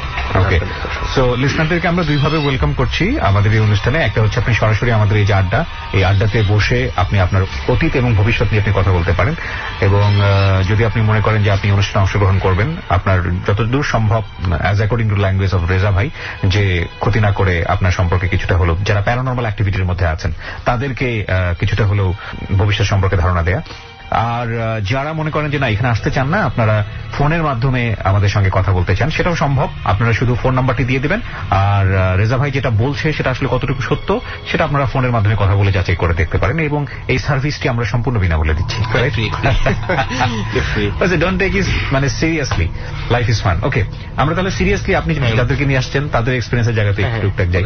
আচ্ছা, না কিন্তু তার আগে আমি আপনার কাছ থেকে একটা এক্সপিরিয়েন্স শুনতে চাই। সেটা হচ্ছে আপনি একবার অনুষ্ঠানে বলছিলেন যে এটা রিড করতে গিয়ে বা এটা সম্পর্কে স্টাডি করতে গিয়ে আপনার ভীষণ ভীষণ বিগ কতগুলো ক্ষতি হয়ে গেছে। ক্ষতি আবার কতগুলো লাভও হয়েছে, অ্যাচিভমেন্ট হয়েছে। ক্ষতি যদি আমি ধরি, যতবারই মানুষের কার্ড রিড করছি ততবারই আমার ফ্যামিলিতে সমস্যা হয়েছে, ততবারই, যতবার পড়া হয়েছে ততবারই। প্রথম যখন আমি শুরু করি কার্ড পড়া, তখন আমি জানতাম না কিভাবে পড়তে হয়, কিভাবে কি করতে হয়। যদি আমি পাইলটের সিটে বসানো হয়, আমি বিমান চালাতে না পারি তো কি হবে অবস্থা, বুঝে নেন। তো আমার সেই অবস্থা ছিল প্রথম উল্টা পাল্টা হচ্ছে, বাসায় শব্দ হচ্ছে, বিকট শব্দ, ঘুমের মধ্যে আমি অনেক কিছু শুনতেছি, স্বপ্ন যা দেখতেছি তা বাস্তবে ঘটতেছে, এরকম অনেক ঘটনা আমার সাথে ঘটতেছিল। সেটা ক্ষতির দিকে যাচ্ছিল। বাইক অ্যাক্সিডেন্ট হচ্ছে, ইংল্যান্ডে এমন এক ঘটনা হয়েছে, আমি কার্ড একদিন পড়লাম, সারা, মেয়েটার নাম সারা ছিল, আমেরিকা থাকে, সে আসছিল ইংল্যান্ডে, সে কার্ডটা আমার কাছ থেকে নিয়ে গেছে, মানে আমার রিডটা করছে, করার পরে পরের দিন সকালে রওনা হয়েছি। আমি লন্ডন থেকে যাব ওল্ডহাম, ম্যানচেস্টার একটা শহর ওল্ডহাম। আমি সবসময় রেডবুল খাই, মানে গাড়ির মধ্যে একটা এনার্জি ড্রিঙ্ক রেখে দিই যাতে আমার ঘুম না আসে। এটা ইংল্যান্ডে সবাই খায়, লং ড্রাইভে যায়, তো প্রায় 10-12 ঘন্টা ড্রাইভ, তো খুব স্পিডে চালাচ্ছি, গাড়ি 180-90 চালাচ্ছি আমি। ইংল্যান্ডে বড় বড় লরি থাকে, লরির মধ্যে ওরা গাড়ি ট্রান্সপোর্ট করে, একটা ট্রাকের মধ্যে 10-12টা গাড়ি সে নিয়ে যায়, নতুন ব্র্যান্ড নিউ গাড়ি। ওই ট্রাকটা একটু উঁচা হয়, মিনিমাম স্বাভাবিকের চেয়ে উঁচা, 7-8 ফুট উঁচা। তো আমি গাড়ি চালাচ্ছি, তো আমি সবসময় যেটা করি, সবসময় ঘুমার দোয়া করে ঘুমাই, গাড়িতে বসলে বাইকে বসে দোয়া করে বসি, আল্লাহর নাম নিয়ে বসি, যাতে কোনো ক্ষতি না হয়। গাড়ি চালাচ্ছি, হঠাৎ করে আমার চোখে ঘুম চলে আসছে রানিং অবস্থায়। আমার ছিল ভক্সল গাড়ি, ছোট নিচা গাড়িটা, তো আমার গাড়ি পুরাটা ঢুকে গেছে ট্রাকের নিচে, পুরাটা। কিন্তু গাড়ি চলতেছে, ট্রাকে চলতেছে, আমি ট্রাকের ভিতরে, পুরা ট্রাকের ভিতরে, আমার খেয়াল নাই, আমি ঘুমিয়ে গেছি। এটা মুহূর্তের বিষয়, কয়েক সেকেন্ডের ঘটনা। আমার হাত সোজা, স্টিয়ারিং এমন ধরে রাখছি। এটা সুপার স্পিড লরি, আমার গাড়ি 180-90 এরকম স্পিড, লরিরও তো অনেক স্পিডি লরি, খুব স্পিডে। তো আমি ঢুকে গেছি গাড়ির ভিতরে গিয়ে, আমি জাস্ট চোখ, নিদ্রা বলা যাবে নাকি, তন্দ্রা বলা যায়। তো আমি কিন্তু এনার্জি ড্রিঙ্ক খেয়ে নিয়েছি যে আমার যাতে ঘুম না আসে অ্যাটলিস্ট। হঠাৎ করে বিকট শব্দ হলো, ক করে একটা, মানে যে শিপের হর্ন যেরকম শব্দ, তো শব্দ শুনে ঘুম ভাঙছে। ভেঙে আমি উপরে তাকায় দেখে আমি নিচে, ট্রাকের নিচে, ট্রাক চলতেছে, আমি চলতেছি, বিসমিল্লাহ মানে আল্লাহ বাঁচাও বলে আমি পিছন থেকে একদম ব্রেক করে তখন আমি যখন আয়না দিয়ে তাকালাম, তাকায় দেখি যে ড্রাইভার আমার দিকে তাকাচ্ছে এবং বুড়ি আঙ্গুল নিচের দিকে দিচ্ছে, মানে এটা একটা ব্যাড সাইন দেখাচ্ছে সে, যে যদি ড্রাইভার, এর মানে ড্রাইভার আমাকে দেখে ফেলছে, পিছনে আমি ঢুকে গেছি ট্রাকের নিচে, ড্রাইভার যদি না দেখতো তাহলে আজকে আমি ডেড। আর যদি পজিটিভ সাইনের কথা বলি, তাহলে প্রচুর ধন সম্পদের মালিক হয়েছেন। যদি পজিটিভ সাইন ধরি, আমি 16 বছরের এক্সপিরিয়েন্সে আমি কিছু জিনিস অ্যাচিভ করছি, সেটা হচ্ছে নাম্বার। আমি নাম্বার জানি, number in what sense? Number হচ্ছে, এটা কি বলা ঠিক হবে কিনা জানি না, রোলেটের নাম্বার আমি জানি। কিসের নাম্বার? রোলেট। পৃথিবীর সবচেয়ে টাফেস্ট গেম। আমার মানে বেগে আছে অনেকগুলো কার্ড, আমি ওয়ার্ল্ডের বড় বড় ক্যাসিনো প্লেয়ারের মধ্যে একজন। ওকে, টাকা পয়সা হলে আপনার কাছে আমরা যাবো। I don't have any idea about roulette or something. Roulette হচ্ছে পৃথিবীর সবচেয়ে টাফেস্ট ক্যাসিনো। গুগলে সার্চ করলে পাবেন। আমার যাওয়া আসার ভাড়া বা শপিং এখান থেকে উঠে যায়। এখন এটা তো আসলে হারাম, এখন আমি খেলি না। ক্যাসিনো যেহেতু ওয়ার্ডটা বাংলায় বলে জুয়া হয়, এই জন্য আমি খেলা বাদ দিয়ে দিচ্ছি, এখন আর খেলা হয় না। কিন্তু এটা আমার লাইফে অ্যাচিভমেন্ট। তো আল্লাহ আমাকে এমন কিছু একটা দিচ্ছে যেটা আমি পারতেছি না খেলতে। আমাকে দিল যে যাও, তোমাকে দিলাম, তুমি এটা নাও, টাকা বানানো মেশিন কিন্তু ফায়ার করতে দিব না। আমার এখন এই অবস্থা। Very interesting. আমি এটাই বলতেছিলাম যে আমার আসলে এই ধর, আমি খুবই লজিক্যাল মানুষ, কিন্তু কৌতূহলের কোনো সীমা নেই, সেটা লজিক মানে না, ইললজিক মানে না। তো আমার সামহাউ রেজার সাথে মিশে মনে হয়েছে যে এই পার্টটা খুব বেশি মানে কিউরিয়াস, কৌতূহল জাগাবে সবার মধ্যে। করতে। তো সেই জায়গাটা থেকে এই ডরের এই স্পেশাল সেগমেন্টটি আপনাদের জন্য নিয়ে আসা হয়েছে। যারা এখানে অংশগ্রহণ করতে চান আমি ফোন নাম্বারটি দিয়ে দিচ্ছি। ফোন নাম্বারটি হচ্ছে 09613892892। আমি আবারও বলছি 09613892892। এখানে ফোন করার পরে আপনি ফোন থেকে অটোমেটেড একটি ভয়েস শুনতে পাবেন। সেই অনুসারে আপনি ডরের কল নাম্বারে ঢুকবেন। ঢোকার পরে আপনি বলবেন ডরের tarot card, TAROT tarot card এই রাউন্ডে আপনি আসতে চান এবং কেন আসতে চান সেটা নিয়ে আপনি দুই একটা কথা বলবেন। আপনার লাইফে কোনো প্যারানর্মাল কোনো ভৌতিক কোনো অ্যাক্টিভিটি আছে কিনা, যেটা ভবিষ্যৎ নিয়ে আপনি জানতে চাইতে পারেন, অতীত নিয়ে আপনি জানতে চাইতে পারেন কেন এই ঘটনা আপনার জীবনে ঘটছে। কিন্তু প্লিজ আল্লাহর ওয়াস্তে আমাদেরকে পীর দরবেশ মনে করবেন না। পানি পড়া জাতীয় কোনো সমাধানও নেই, তাবিজ টাবিজও এখানে দেওয়া হয় না। ওকে, আপনি যাদেরকে নিয়ে ভাই, আমি একটা ছোট্ট এক্সপিরিয়েন্স শেয়ার করতে চাই, 2-3 মিনিট লাগবে। এটা খুব ইম্পর্টেন্ট আমার আম্মুকে নিয়ে, বাস্তব কাহিনী। মোটামুটি 5 বছর হয়ে গেছে অলরেডি। আমার মামা বাড়ি ইন্ডিয়াতে, মালদাতে, মামার বাড়ি দাদার বাড়ি দুইটাই। আমার আব্বা ইন্ডিয়ান, আমার জন্ম বাংলাদেশ। তো ঘটনাটা হলো আম্মা হঠাৎ করে অসুস্থ হয়ে যায় একদিন। তখন আমি কার্ড প্র্যাকটিস করি, শুধু কার্ড না তাছাড়া অনেক কিছু প্র্যাকটিস করি, প্যারানর্মাল অনেক কিছু। একটা এপিসোডে বলছিলাম আমার একটা জায়নামাজের কথা, বিশেষ জায়নামাজ। এই ঘটনাটা অলরেডি বলা হয়েছে কিন্তু আমি ডিটেলস বলি নাই। ঘটনা আমার আম্মাকে নিয়ে, সে ঘটনাটা যে আমি যাই, তো অসুস্থ হয়, হঠাৎ করে হাসপাতাল নিয়ে যাই আমরা। স্কোয়ার তখন হয় নাই, তো সমরিতা নিয়ে যাই, খুব সিরিয়াস মানে অজ্ঞান।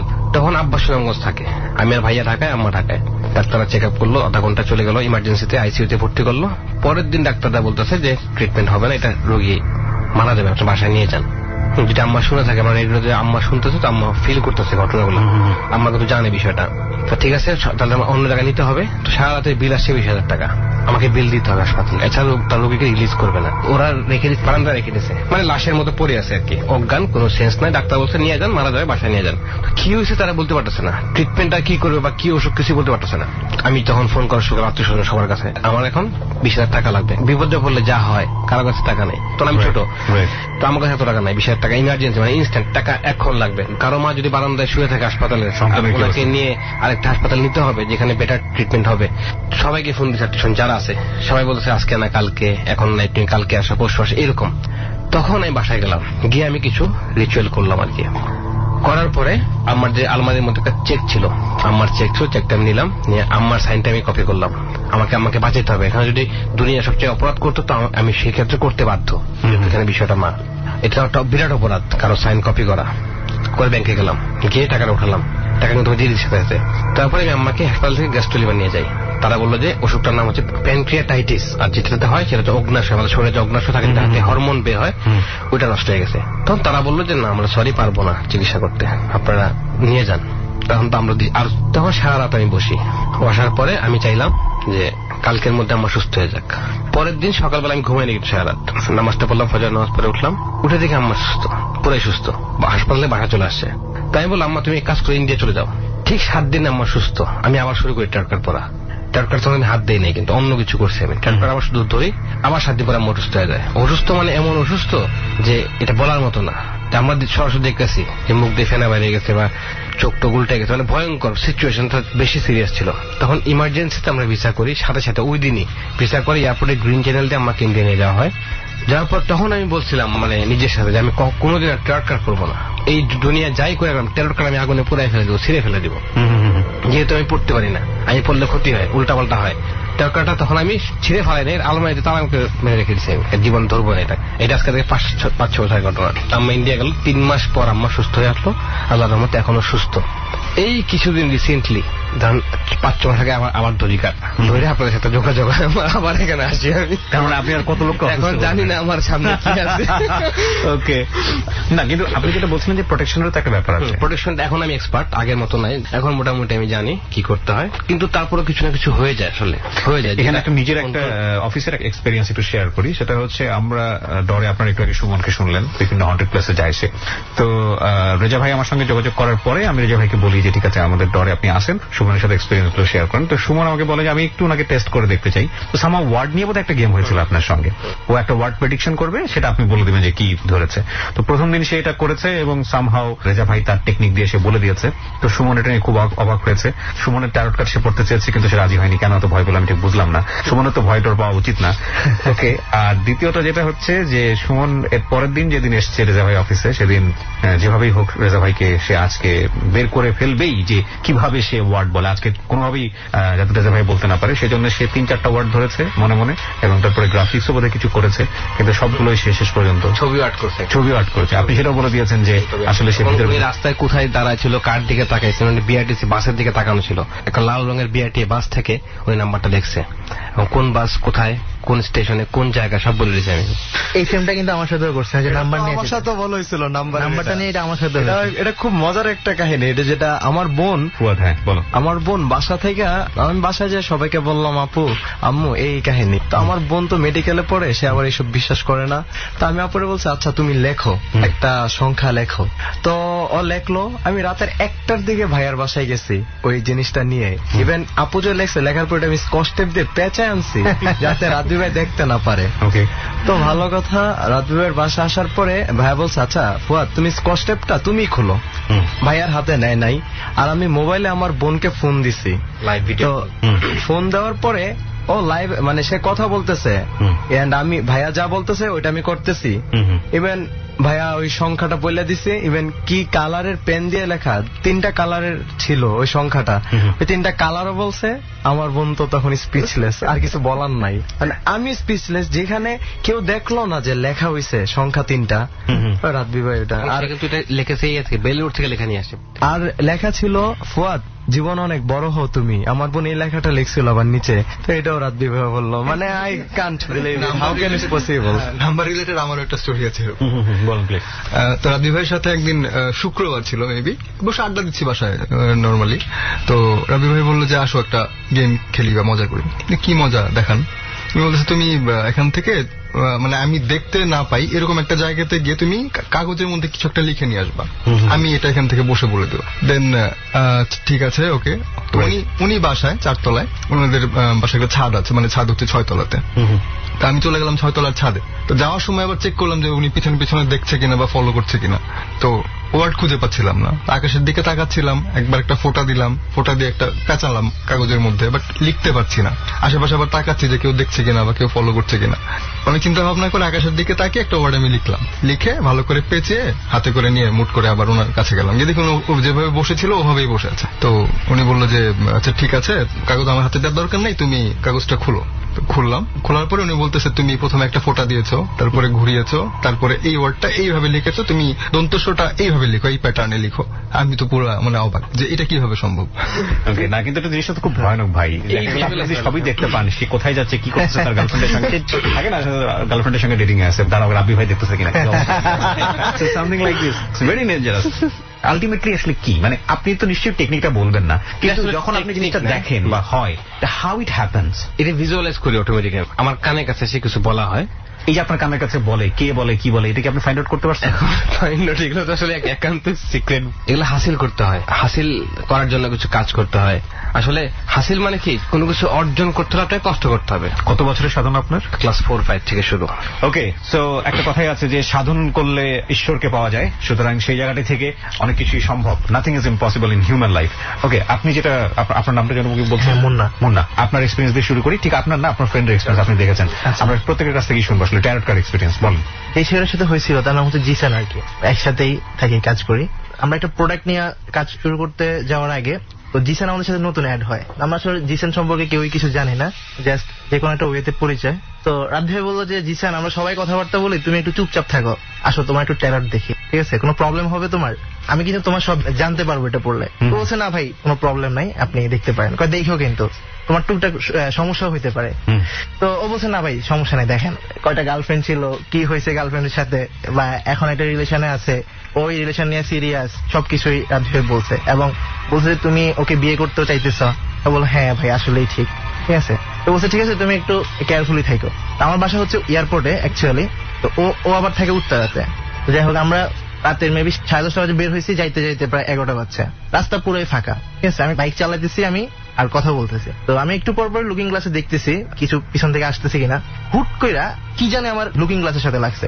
আমি প্রায় 2008 সাল থেকে বাইক চালাইতেছি, এই পর্যন্ত ইনশাল্লাহ কখনো কোনো প্রবলেম হয় নাই।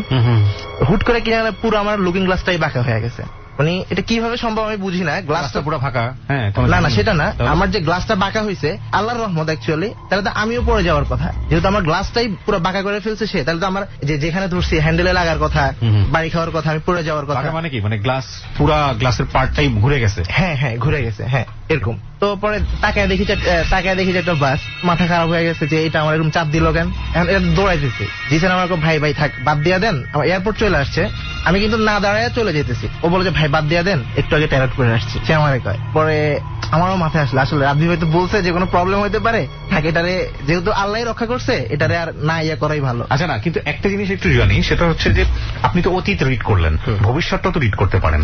সেক্ষেত্রে কেউ যদি এরকম সম্ভব রিড করতে পারে, চেষ্টা করি। হ্যাঁ, তো সেক্ষেত্রে যেটা এরকম হয় না যে ভবিষ্যতে মানুষের ভালো জিনিসগুলো বুঝতে পারেন। ওটা যেটা ঘটলো এটা এমন হতে পারতো তার জীবনে ফাড়া ছিল, সে মারা যেতে পারতো। একটা বাসের ধাক্কা, এটা কিন্তু খারাপ, এটা কিন্তু নর্মাল বিষয়, বিশাল ব্যাপার। বাইকার লোকাল বাসের ধাক্কায় একটা বাইকের যদি মারা হয়, সে স্পট ডেথ, মারা যাবে। সেখান থেকে সে বেঁচে গেছে, হয়তো এটা আল্লাহ তার, এটা হয়তো একটা ভালো দিক ছিল, তো বেঁচে গেছে। আচ্ছা, আমরা এখানে একটা বিরতি নেই, 4 মিনিট। একই জিনিস আসলে বিভিন্ন ভাবে চিন্তা করা যায়। এরপরে যাই হোক, অনেকদিন জিসানের সাথে দেখা নাই, একদিন হুট করে সে আসছে ল্যাঙ্গাইতে আমাদের অফিসে। জিসান ভাই কি হয়েছে আপনার, মানে সিএনজিতে করে উত্তরা থেকে অফিসে আসতেছে, জ্যামের ভিতরে পিছন থেকে একটা বড় বাসে সিএনজি মেরা পুরো দলাই করে ফেলছে। সিএনজি পুরো ওর হাতটা পাটা সব ভেঙে গেছে। সিএনজি ড্রাইভারের কিছু হয় নাই। পরে যাই হোক, ওইখান থেকে বাসায় ছিল অনেকদিন, প্রায় 10-12 দিন পরে অফিসে আসছে আর কি। ও পা এখনো ভালো হয় না ঠিক মতো, এখন আস্তে আস্তে ভালো হয়ে গেছে। মানে যখন অফিসে আসছে তখন এখনো ভালো হয় নাই। তো আপনি সাহস পান নিজের ট্যারট কার্ড পড়ানোর? আমি আসলে কখনো পড়তে চাই নাই। 1.5 বছর আগে রাব্বি ভাইয়ের অফিসেই আরেকটা ছেলেরই পড়তে ছিল। পরে কে জানি বলতেছে যে মুন্নারটা পড়ো। রাব্বি বলছে না, ওটা পড়ার দরকার নাই। হ্যাঁ, তা আমি হয়তো ইন্টারেস্ট না জিনিসটা নিয়ে। ভাই আপনার নামটা একটু বলেন। আমার নাম রাজ। হ্যাঁ, আপনার কি এক্সপিরিয়েন্স? আমার এক্সপিরিয়েন্সটা আসলে একটু গোড়া থেকে শুরু করি। রাব্বি ভাইয়ের সাথে আমার রিলেশন অলমোস্ট 5-6 বছরের বেশি হবে।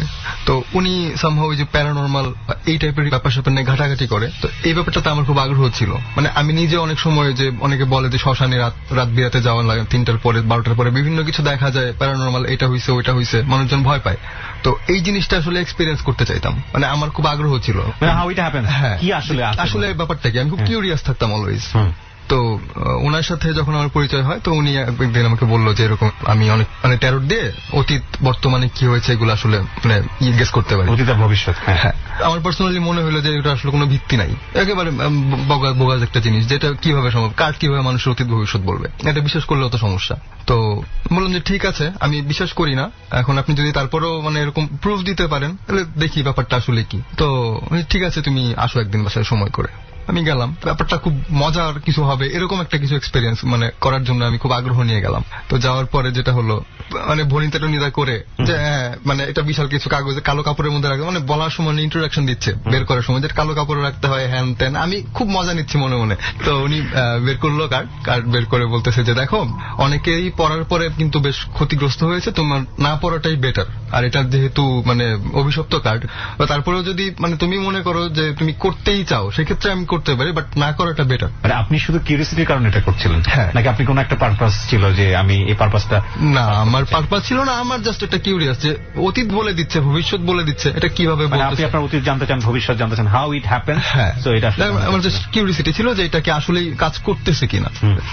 তো উনি শুরু করলো, কার্ডগুলো বের করলাম আমি আমার নিজের হাতে, পরে উনি কার্ডগুলো পড়লো। তো পড়ার পরে উনি ওনার যে মানে যা যা দেখেছে, যা যা আমার মানে লাইফ হিস্ট্রিতে ছিল, অতীতে যা যা ঘটে গেছে আমার সাথে, এবং আমার যে সমস্ত ক্রাইসিস আমি পার করছিলাম এবং ফিউচার যে ক্রাইসিস গুলো হতে পারে, সবকিছু টু দা পয়েন্টে উনি বলছে। এখন আমি ওনাকে কিন্তু সাই দিচ্ছি না, মানে উনি বলছে ওনার মতো, আমি হ্যাঁ বলেন তারপর কি, মানে আমি ওনাকে বুঝতে দিচ্ছি না যে এগুলো আসলে সত্যি না মিথ্যা, এরকম একটা ব্যাপার। পাস্ট নিয়ে যেটা বলেছিল তার অলমোস্ট 80% কারেক্ট ছিল, এবং ওনার প্রেডিকশন গুলো যেগুলো ছিল, মানে কার্ড দেখে দেখে যে প্রেডিক্ট গুলো উনি করেছিল ওগুলো অলমোস্ট কাছাকাছি ছিল। মানে যেহেতু আমি মুসলমান, মানে এই জিনিসগুলো আসলে বিশ্বাস করা উচিত না, আর এমনি তো ধর্মীয় ভাবেও তো একেবারেই মানে নিষেধ করা হয়েছে।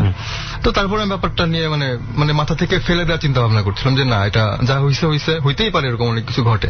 রাব্বি ভাই তখন আমাকে বললো যে তোমার একটা ডেডলাইন আছে, তুমি আজকে থেকে 7 দিন পর্যন্ত একটু সেফ জোনে থাকবা, কারণ অনেক সময় অনেক প্রবলেমে ফেস করতেও পারো, অনেকে করেছে আগে এক্সপিরিয়েন্স গুলা, তখন মানে আমার ভিতরে একটু মানে কনফিউশন কাজ করা শুরু করলো, ভিতরে মানে মনের ভিতরে খচখচ করতেছে যে কি হবে দেখি, ওয়েট করি। হ্যাঁ আমি সাবধানেই ছিলাম, বাট তারপরে মানে কিউরিয়াস ছিলাম যে 7 দিনের মধ্যে কি হয়, এবং আমার প্রচন্ড একটা ইচ্ছা ছিল 7 দিনের মধ্যে কিছু না হয় যদি, দেন আমি রাজু ভাইকে চ্যালেঞ্জ করবো। তো তার ঠিক পরের দিন আমার খুব ক্লোজ একটা মেয়ে ফ্রেন্ড, ও সম্ভব অসুস্থ হয়ে যায় ঠিক তার পরের দিন। সে আমাকে বেশ কয়েকবার ফোন করে, তো ফোনে ওর সাথে খুব ভালোভাবে কথা হয় না। আমার কথা হয় না বলতে আমি একটু রাশের মধ্যে ছিলাম, ভালো করে কথা বলতে পারি না। এখন সে যে এরকম লেভেলের অসুস্থ, আমাকে হসপিটাল থেকে ফোন দিয়েছে, হতে পারে এরকম যে কোনো হেল্প দরকার ছিল বা সামথিং লাইক দ্যাট। তো আমি ইগনোর করি ব্যাপারটাকে, বুঝতে পারি না যে সে খুব সিরিয়াস লেভেল। আমি ভাবছি যে হয়তো বা হালকা জ্বর ঠান্ডা হইতে পারে, আর মেয়ে মানুষ এমনিতেও মানে অল্প কিছুতেই বেশি রিয়েক্ট করে, পাত্তা দিলাম না। তো ওয়েট করছি, 24 ঘন্টা পার হলো, 48 ঘন্টা পার হলো। বাই দিস টাইম আমার একটা ফেসবুক পেজ আছে, বাইক ডক্টর বিডি। আমি বাইকের প্রতি খুব ছোটবেলা থেকে প্যাশনেট, তো ওই পেজটার কাজ চলছিল তখন, কনস্ট্রাকশন লেভেলের কাজ। তো রাজু ভাইদের সাথে একটা ইভেন্ট ছিল আমাদের, বাইক রিলেটেড ফটোশুট হবে উত্তরা দিয়াবাড়িতে। তো সেটা হচ্ছে তার ঠিক 3 দিন পরের মানে ওই ডেটটা ছিল। এটা প্রোগ্রামটা অনেক আগেরই করা, বাট এর মধ্যে আমি ট্যারট কার্ডটা পড়ে ফেলেছিলাম, এবং ওই ডেডলাইন 7 দিনের মধ্যেই সময়টা চলে আসছে। তো সবাই এক্সাইটেড যে ফটোশুট হবে, সবাইকে ফোন টোন দিয়ে সকালবেলা আমি রওনা হয়ে গিয়েছি যে বিভাইরা ওনার মতো চলে যাবে, আমি আমার মতো এখান থেকে চলে যাব। তো বাড্ডা থেকে বের হয়েছি, সাথে সাথে আমার ওই একটা ফ্রেন্ডের ফোনটা আছে যে অসুস্থ, তো নামটা বললাম না। তো ফোন করে মোটামুটি কাদা কাদা একটা কণ্ঠ, তার মানে মারাত্মক লেভেলের অসুস্থ। তো এটা তো আমি জানতাম না অ্যাকচুয়ালি। ফোন করার পরে আমি ওকে স্ট্রেট যে ফোন করেছো কেন, বললো যে আমি খুব অসুস্থ। যে ঠিক আছে অসুস্থ, আমি বাইরে বেরোচ্ছি এখন, জ্যামের মধ্যে আমি বাইক চালাচ্ছি, আমি তোমার সাথে ফ্রি হয়ে কথা বলছি। কথাগুলো বেশ রাফলি বলে ফেলি, এটা আসলে ঠিক হয় না আমার, আমি বুঝতে পারি না, আর আমি খুব ডিস্টার্ব ছিলাম এমনিতে মেন্টালি, আর রাশের মধ্যেও ছিলাম। যাই হোক ফোন কেটে আমি চলে যাই টিয়া বাড়িতে। আমার সাথে একটা ছোট ভাই যায়, ফটোশুটে কাজগুলো শুরু করি। ফটোশুট হচ্ছে, তো এরকম একটা সিন ছিল যে আমি মানে একটা কার্ভ, এটাতে আমি বাইকটা মানে কার্ভ করে আমি মানে ঘুরে চলে আসতেছি, এটার একটা ফটো হবে। তো এরকম একটা ফটো রবি ভাই তুললো, তোলার পরে আমি বাইকটা রাস্তার উপরেই রেখে ওই চাবি অন করা, আমি রবি ভাইয়ের সাথে কথা বলছি যে ছবির অ্যাঙ্গেলটা কিরকম হইতে পারে বা কিরকম হলে আর একটু বেটার হয়। তো এর মধ্যে আমার যে ছোট ভাইটা সাইকেল চালায়, বাট বাইক তত একটা ভালো সে চালায় না, সে উঠে মানে আমি যেই অ্যাঙ্গেলে আসলে বাইকটা কার্ভ করে পোজ দিয়েছি, সে চাইলো যে ওইটাই কপি করতে। বাইক তো তখন অটো স্টার্ট দেয়া আছে, বাইক তো তখন মানে ইগনিশন অন করা ছিল। তো সে যে বাইকে উঠছে এবং সে স্টার্ট করলো, আমি তাকে নিষেধ করলাম দূর থেকে যে শোনো এখন যেও না, একটু পরে যাও, কারণ আমি তো জানি সে চালাতে পারে না ঠিক মতো। কারণ এর মধ্যে সে স্টার্ট করে অলরেডি মুভ করেছে, এখন এর মধ্যে তো দৌড়ে গিয়ে আর ধরা যায় না। তো সে আমি যেই টার্নটা করেছি সেই একই টার্নটা সেও করতে গেল, স্পিড ছিল সম্ভবত 65 to 70। তো এই স্পিডে সে যখন মানে কার্ভটা করছে, সে ব্যালেন্স করতে পারেনি এবং ব্রেক করেছে। ব্রেক করার ফলে যেটা হয়েছে, রাস্তার পাশে বালি ছিল, বালিতে চাকাটা স্লিপ করে। ওই গাড়ি বা বাইক যখন অ্যাক্সিডেন্ট করে তখন বা ব্লাস্ট করার পরে উপরে উঠে যায়, উপরে উঠে 3-4 বার সে মানে শূন্যে ভাসতে থাকে, ঘুরতে থাকে, ঘুরে তারপরে সে মাটিতে পড়ে, সিনেমায় দেখি। তো একেবারে অ্যাজ ইট ইজ। তো সে পড়ার পরেই সে ছিটকে পড়ে গেল, বাইকটা সোজা মিনিমাম 5 থেকে 6 ফিট উপরে উঠলো, উঠে বাইক মানে 3-4টা চক্কর দিল, চক্কর দিয়ে একদম মানে ঠাস করে মাটিতে পড়লো। পড়ার পরে বাইকের যে মানে ফ্রন্ট কিটটা এটা একদম ভেঙে দূরে চলে গেল, মানে বাইকের চেহারা শেষ, ধ্বংস, মানে পুরো একটা ক্র্যাপে পরিণত হয়ে গেল 2 সেকেন্ডের মধ্যে। এখন সবকিছুর পরও দেখছি আমি নিজের চোখের সামনে মানে নিজের প্রিয় বাইকটা, আমি আমার বাইক কিন্তু কাউকে দিতাম না, খুব শখের জিনিস, যাদের প্রিয় তারা কেউই দিতে চায় না আলটিমেটলি। হ্যাঁ, তারপরে আরো কিছু কাহিনী ঘটে যায়। তারপরে যখন মানে হিউম্যানিটির একটা দিক তো থাকে মানুষের, এখন বাইকটা আগে আমি ধরতে পারলাম না, যেহেতু বাইকটা ভাঙছে, শখের জিনিস হইলো, এখন মানুষ ক্রাইসিসটা সেটা বড়। তাকে গিয়ে উঠালাম যে ব্যথা পাইছো কিনা, সে উঠলো, ও উঠে বলতেছে যে ও কাউকে চিনতে পারছে না, আমি এখানে কেন। তো এখন মানে বাংলা সিনেমাতে আমি পুরো অবাক যে এটা কি, মাথায় বাড়ি খাইলে। তো তারপর এখন তো সুপার টেনশন শুরু হয়ে গেল, ওকে নিয়ে পুরো টেনশন যে এটা কি হইলো, এখন কি মানে সলিউশন কি হইতে পারে। ওকে তাড়াতাড়ি পানি টানি খাওয়ায়, তারপরে প্রাথমিক চিকিৎসা দেওয়া হলো, চিনতেই পারছে না কাউকে, কি করা যায়। তখন ওর বাসায় ফোন করে আরেক ছোট ভাইকে দিয়ে ওকে ওর বাসায় পৌঁছায় দেওয়ার ব্যবস্থা করি, যখন গেছে রেস্ট নেক, তারপরে দেখা যাক কি হয়। আর এদিকে বাইকটা আমি মোটামুটি ওখান থেকে তুলে বস্তায় করে নিয়ে আসার পরে ওই বাইক মোটামুটি ঠিকঠাক করা হইলো। এখন শখের একটা জিনিস স্ক্র্যাচ পড়ে গেলে কিন্তু এটা আরো ভালো লাগা থাকে না। ওরকম ভালো লাগাটা থাকে না। তারপরে ওই বাইকটা আমি আরেক ভাইয়ের সাথে এক্সচেঞ্জ করি, করার পরে ওইটাও আমি খুব একটা বেশি দিন ইউজ করি নাই। এই যে বাইক রিলেটেড ক্রাইসিসটা আমার শুরু হলো, বাইক রিলেটেড ক্রাইসিসটা শুরু হয়ে এটা থেকে মানে আমার কাটিয়ে উঠতে প্রায় 2.5 থেকে 3 বছরের মতো। তখন পর্যন্ত আমার লাইফে যে স্মুথনেস ছিল ওটা যদি মানে স্টে করতো তাহলে এতদিন আমি অনেক আগে যেতে পারতাম, এবং ওইটার কারণে আমি অনেক পিছিয়ে গিয়েছি। লাইফটা থেমে গেছে, লাইফটা থেমে গিয়েছিল অলমোস্ট। না কিন্তু একটা জিনিস আমি বুঝতে পারছি না, যদি মানুষ এতই বেশি ভয় পায় এই কার্ড রিড নিয়ে, তাহলে মানুষ কেন আপনার কাছে এখন তো রিড করে না, তো আসবে তারাই যারা জানতে চায়। এক্স্যাক্টলি, আসবে তারাই যারা জানতে চায় এবং যাদের কিউরিওসিটি অনেক বেশি, বিশেষ করে যারা প্যারানর্মাল অ্যাক্টিভিটিস এর মধ্যে আছেন। লাইফে বিভিন্ন কিছু ঘটে যাচ্ছে কিন্তু সেটার কোনো সমাধান। আর আমার বিশ্বাস যে রেডিও এবিসির যে ডল প্রোগ্রামের যারা শ্রোতা আছে সবাই খুবই সাহসী। ছোট্ট করে একটা কথা বলি, আমি আগেও বলেছি যে ট্যারট কার্ড সম্পর্কে আমি বিশ্বাসই করি না, এখনো পর্যন্ত করি না। তবে যেহেতু মানে আমার ট্যারট কার্ডটা পড়ার ঠিক 72 ঘন্টার মধ্যে এই ধরনের একটা ক্রাইসিস আমি পড়েছি, সো মানে মানুষের সাবকনসিয়াস মাইন্ড বলে একটা কথা যেটা খুবই পাওয়ারফুল, মানে অবচেতন মন থেকে হলেও একটু নাড়া দেয় যে তাইলে এটার সাথে হয়তো বা কানেক্টেড হতেও পারে। কোনো একটা মজার বিষয় সাবকনসিয়াস মাইন্ড নিয়ে বলি, এটা আসলে খুব ফানি একটা বিষয়, ওইভাবে চিন্তা করার কোনো দরকার নেই। আমার বাসায় একটা ময়না পাখি আছে, আমরা আমাদের প্রাত্যহিক জীবনে অনেক কিছু কিন্তু ঘটে যায় কিন্তু আমরা মানে ডিপলি ভাবে ফোকাস করে দেখি না ঘটনাগুলো। খুব ফানি একটা ঘটনাটা হচ্ছে এরকম, ময়না খুব সুন্দর সুন্দর ডাকতে পারে, বিভিন্ন ভাষায় সে কথা বলে, নাম ধরে ডাকে এবং নিজের নাম ধরে সে ডাকে, তাকে শেখানো হয়েছে বহুদিন প্র্যাকটিস করার পরে। তো আমি বাসায় ঘুমিয়ে আছি এবং আমার বাসার ঠিক মানে লিভিং রুমের সাথেই হচ্ছে ব্যালকনিটাতেই ময়নাটা থাকে। তো সাবসিকুয়েন্ট মাইন্ডটা কিন্তু মানে মানুষ ঘুমে আসছে আবার ঘুম আসে নাই, মানে এটাকে কি বলে, মানে আধো ঘুম এরকম একটা অবস্থায় আত্মাটা ডিফার করে। তাহলে আপনি যেটা গত পর্বে যেটা বলতেছিলেন, তো ও ওখান থেকে ডাকতেছে, আমি খুব ডিপ ঘুমেছিলাম, ডাকার কারণে আমার ঘুমটা ভেঙে গেছে। ঘুমটা ভেঙে যাওয়ার পরে আমি আবার চেষ্টা করতেছি ঘুমে যাওয়ার জন্য, ডাকটাকে নেগলেক্ট করে ঘুমে যাওয়ার জন্য। তো এটার মধ্যে একটা রিদম তৈরি হয়েছে। রিদমটা হচ্ছে এরকম যে ও ডাকছে, আমি সামহাও মানে ওই অবস্থায় থেকে আমি ওটা কন্ট্রোল করার চেষ্টা করতেছি। ভেরি ফানি, মানে কন্ট্রোলটা এরকম যে তুমি এখন এটা ডাকো তো, মানে ওই অবস্থা থেকে আমি বলতেছি তুমি এখন এটা ডাকো তো, একটু পরপর ঠিক একই ঘটনা ঘটছে। মানে আমি যখন ওকে বলছি তুমি এটা ডাকো তো, ওটা ডাকছে, আমি তুমি এটা ডাকো তো, ওটা ডাকো। এখন তুমি শুয়ে আছে আধচেতন অবস্থায়, এবং একটু পরে আমি উঠলাম, ওঠার পরে আমি ফুললি ওকে। যখন আপনি ঘটনাটা বললেন তখন আমার কাছে মনে হলো এরকম একটা ঘটনা তো আমার কাছে 1 সপ্তাহ আগেই ঘটে গেছে। বিষয়টা আসলে তেমন কিছুই না, হয়তো ওটা কোনো ব্যাপার না, আগে পিছিয়ে ঘটেছে। আপনার যে ঘটনাটা এটা বাস্তব, এটাকে বলা হয় টেলিকিনেসিস। এটা হচ্ছে সেরকম, আপনার মোবাইলে ফোন আসছে, ফোনটা আপনি দেখতেছেন না নাম্বারটা কার, কিন্তু আপনি মনে করতেছেন হয়তো আমার ওয়াইফ ফোন করছে, ফোনটা হাতে নিতেছেন আসলে ওয়াইফ। এটা অবচেতন মন থেকে এটা হয়, এটা টেলিকিনেসিস। এটাকে যদি চেতন মনে আনতে পারেন তাহলে মনে করেন ভয়ঙ্কর ব্যাপার, আপনি অনেক কিছু রিয়েল কিন্তু ঘটনাটা। ওকে, সো দ্যাটস ভেরি ইন্টারেস্টিং। অনেক কিছুই শিখছি আসলে। আমার মনে হয় এই পার্টটা থেকে আমরা আমাদের লিসনারদেরকে বেশি ভয় পাইয়ে দিচ্ছি। আসলে অতটা ভয়ের কিছু নেই।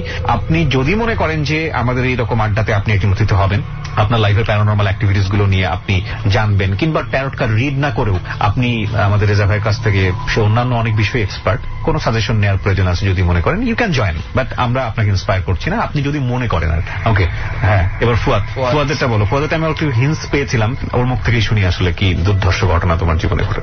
ও কিন্তু একদিকে ক্ষতিগ্রস্ত আর একদিকে বেনিফিটেড, দুইটাই হয়েছে না? আচ্ছা, আমি ফুয়াদ বিন হক। আসলে ফার্স্ট টাইম আমি যখন কার্ডটা দেখা হয়েছিল রাতবি ভাইয়ের কাছ থেকে গত বছরের দিকে শীতে, তো ফেসবুকে ভাইয়া হঠাৎ একদিন রাতের 11টার দিকে ট্যারট কার্ডের একটা আপনার স্ট্যাটাস দিল, এই সেই। আমি হাসতেছিলাম পড়ার পরে, আমি বলি কি ভাইয়ের কি রাতের বেলা মাথা নষ্ট হয়ে গেল নাকি? তা আমিও ভাইয়ের ফোন দিলে, রাতবি ভাই কি করতেছেন? বলে এই তো আমি অফিসে বসে আছি। আমি বলি ভাইয়া ভালো লাগতেছে না, মনটা ভালো নাই, আপনার সাথে এসে একটু আড্ডা মারি। তো রাতবি ভাইয়ের বাসায় গেলাম রাতের 11টার দিকে।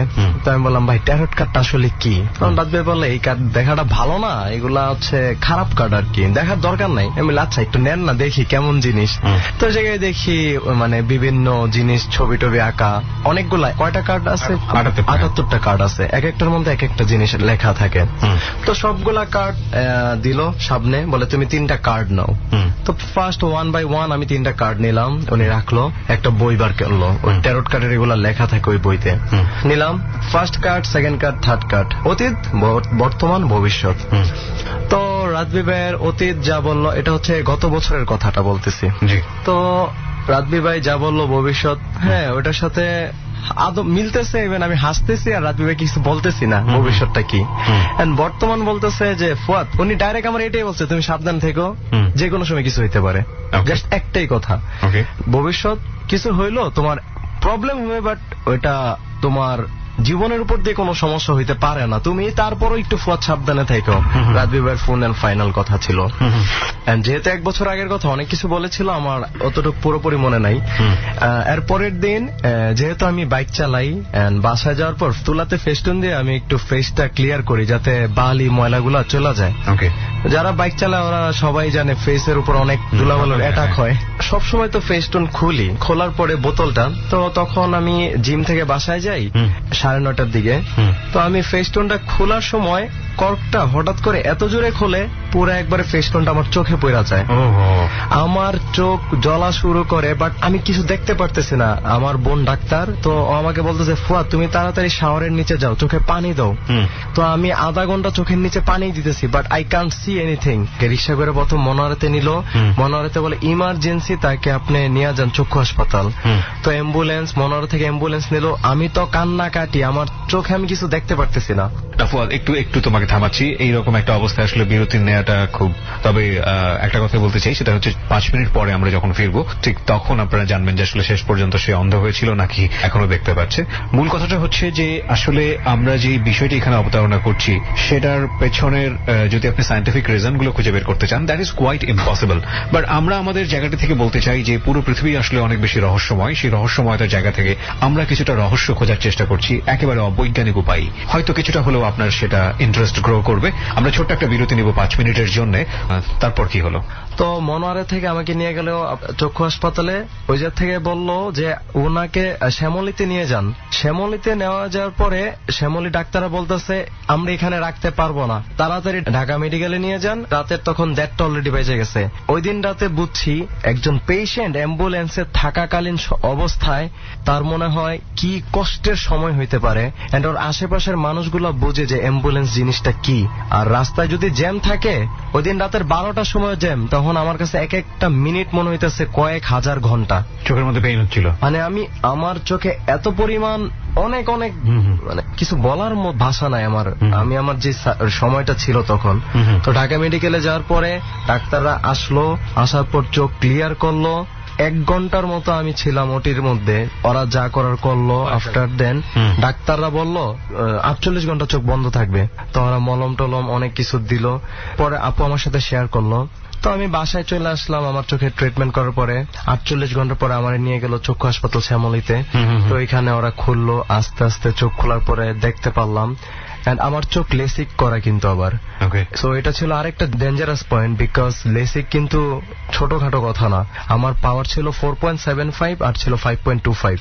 তো যেহেতু চোখ লেসিক করে, এরপর আবার চোখে প্রবলেম, তো এটা অনেক বড় একটা এফেক্ট হইতে পারতো। তো ডাক্তার আমার বোনকে বলল দেখেন, লাখে 1-2 এই কেসটা হয়, আর যদিও হয় চোখ কখনো ঠিক করা পসিবল না। ওর ক্ষেত্রে আল্লাহ ওকে মনে হয় হেদায়েত দান করছে, সেই জন্য মনে হয় ওর চোখ দুইটা আবার ফিরে পাইছে, নাহলে তার চোখ ফিরে পাইতো না। কারণ যেটা গেছিল সেটা এক ধরনের অ্যাসিড টাইপের, অ্যাসিড 100% অ্যাসিড। তো ওনারা বলছে এটা মানে ইম্পসিবল ম্যাটার, কিভাবে ঠিক হলো আল্লাহ ভালো জানে নিশ্চয়ই। তো চোখ আস্তে আস্তে ভালো হলো।